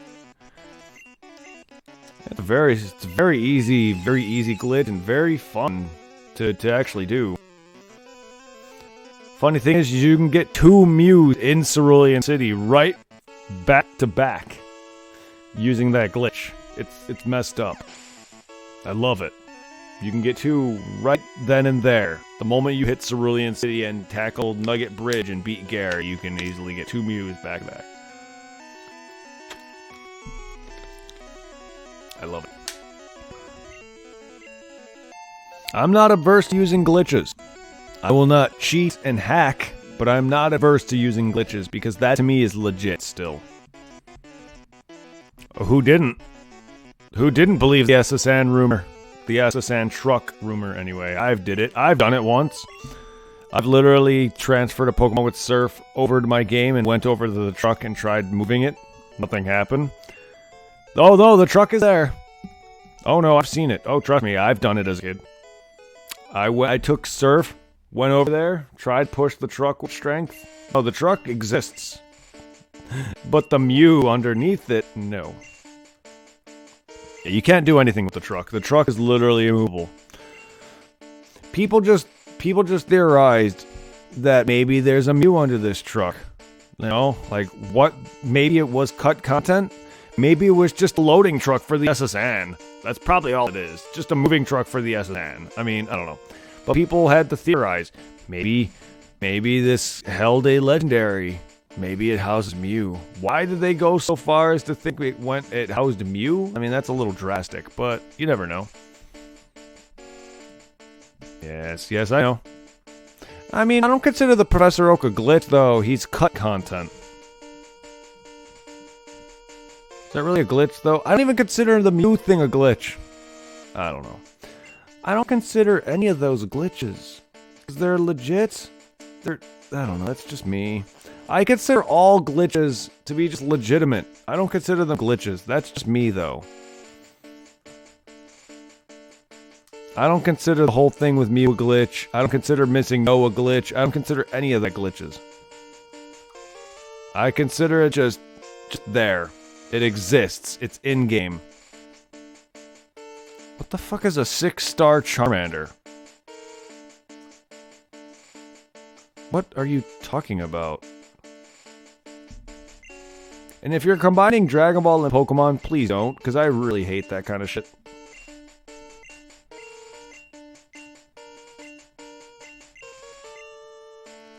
I know I'm not mad, but I kind of just hate, my friends do this to me. Oh, 6 IV. Then say that. Don't say 6-star. That made me think of Dragon Ball, because my friends do that to me all the time, and I really hate it. But if you meant 6 IV'd, say that, please. I'm just tired. I'm just tired. I'm not mad or cranky, I'm just tired. And no, there's nothing there, dude. Didn't you just not see our conversation? There's nothing. The truck does nothing. All it is, dude, it's a loading truck for the SSN. That's all it is. That's like saying my car sitting outside right now has something underneath it that will help you live the rest of your life. There's $1 million under my car right now, just because I have a car. That's all that truck is. It's just a moving truck for the SSN. You're spazzing out of the game to forget what it was supposed to do. Take this. The last thing you fought to be the yes. Oh yeah. Nah, not to me. I get your point, but not to me.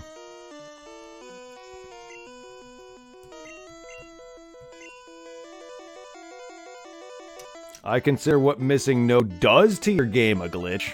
I don't consider activating the missing node a glitch. I don't consider the Mew thing a glitch. I consider the hex identification a glitch, but not the Mew thing itself.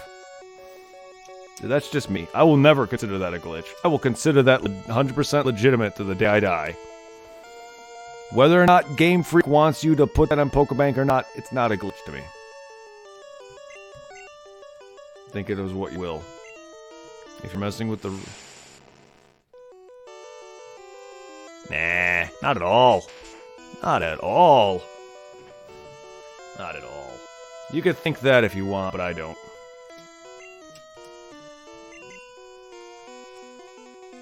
But I'm not messing with anything. I did not mess with anything at all.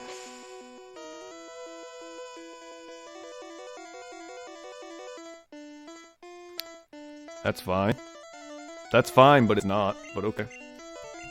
Not to me, anyway. Look, I think things differently than people. I don't consider it a glitch. Never have, never will. Same with missing no.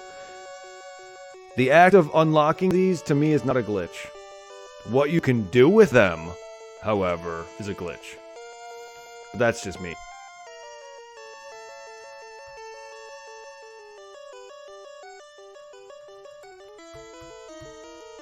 Didn't you just hear what I just said?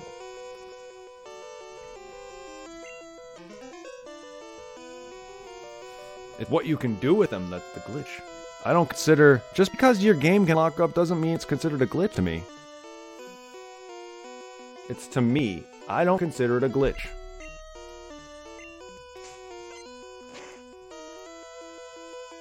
Catching Mew, to me, is not a glitch. What you do to get him, yes. Mew himself is not a glitch. Missing no, to me, is not a glitch. What you can do to get these Pokemon are. That's just how I think it. And I will always continue to think that.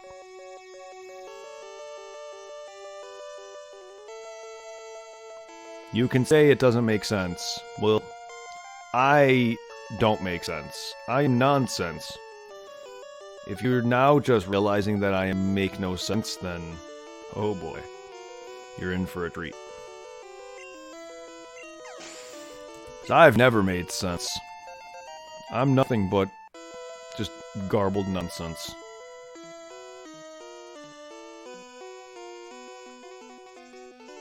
But yeah. But yes, it's not a glitch to me.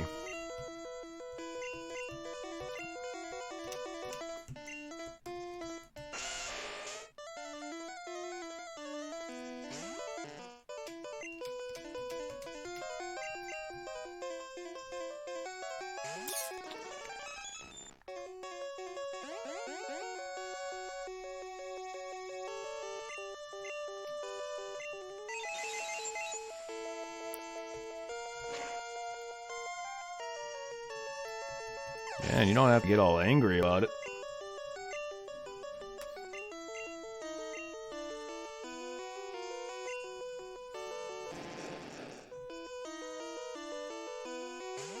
And getting the Mew is not playstyle. I just like doing it. You think it's funny? I mean, I think I'm pretty funny too. I think weird.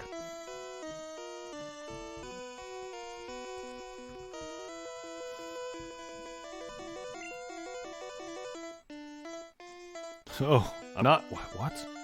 Who says I was trying to offend you?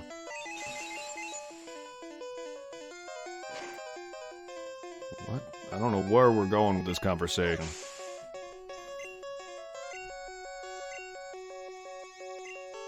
I didn't say anything about you being offended. I said angry.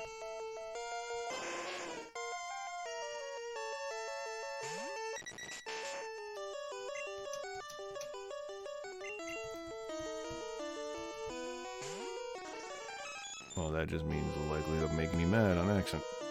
Pretty darn low. I wasn't trying to make you mad either, but I was just saying, you can't tell how people are when they're typing. It just sounded like you were getting mad.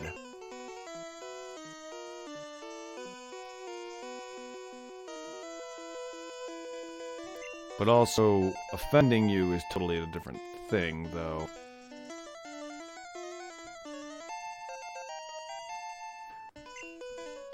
Whether or not it's my belief, I'm sorry. I think these things, okay? This is just how I am as a person. I'll consider one thing's another thing entirely. I don't consider having Mew a glitch. You can activate him via a glitch, but I don't consider him a glitch. I consider him legit. I have no idea. Dude, I don't know what Pokemon you're using. I don't know what Pokemon they have. I don't know. If you're... Again, are you still playing Sun and Moon? I already told you this, Jared. There's no Elite Four in that game. But, again, that's also another thing I think. I don't consider Sun and Moon to have an Elite Four.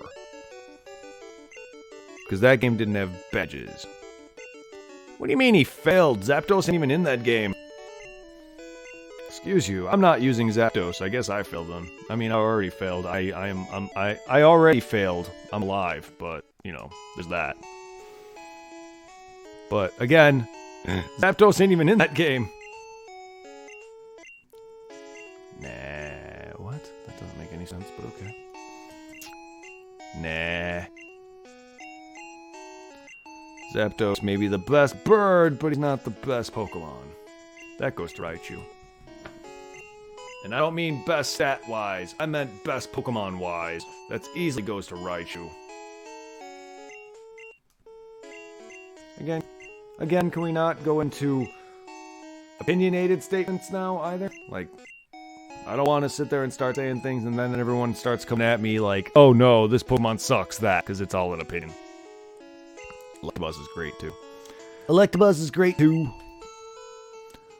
But Raichu is Raichu is by definition the best Pokemon. My definition.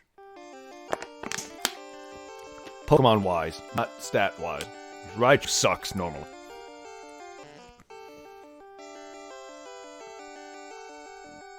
Raichu sucks otherwise.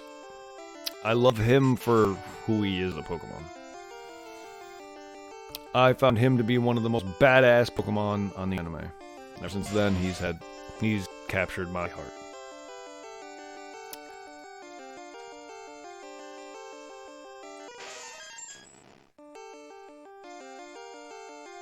Will he though?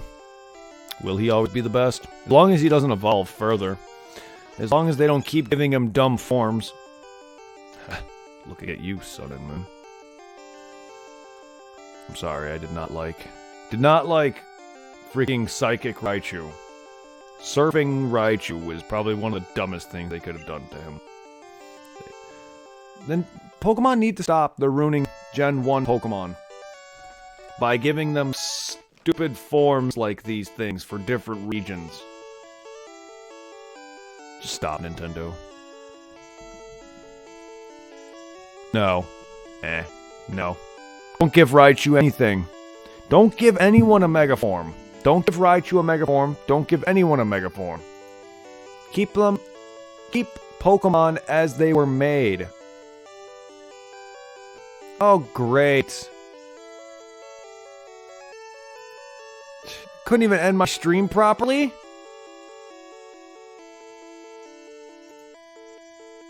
Stream is running in the background. Great. Okay, so may I ask, that crashed my Streamlabs. What the fuck? I click a link and my Streamlab crash. Ah, I get it. I tried to open that video and it crashed my freaking OBS. Damn you, Raichu. I thought you loved me. You're turning against me now.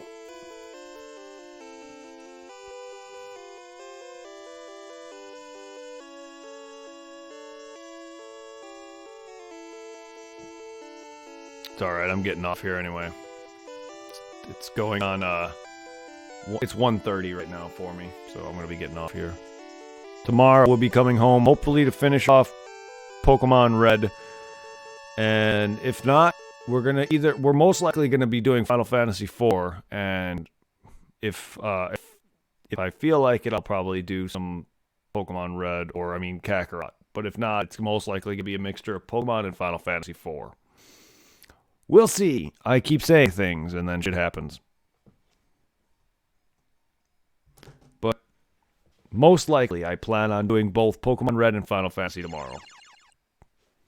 Those are the main things I'm focusing on, because one, I'm giving Kakarot a bit of a break only because I'm trying to stretch that out. I want to enjoy the game for what it is. I don't want it to be like Kingdom Hearts where I beat it and then like a year later they release DLC for it, and then I play it for like 3 months, and then that DLC's done, and then that game is gone permanently for the rest of my life. I want to be able to play Kakarot and then smooth into its DLC expansion and then enjoy that for another 5 more months. Have a good one, guys. I will see you tomorrow. Too bad I can't end the stream properly, because right now Slob is literally crashed. So the only reason why my stream is alive is it literally gives me the option to close it right then and there or keep the stream alive. The moment I hit OK, my stream's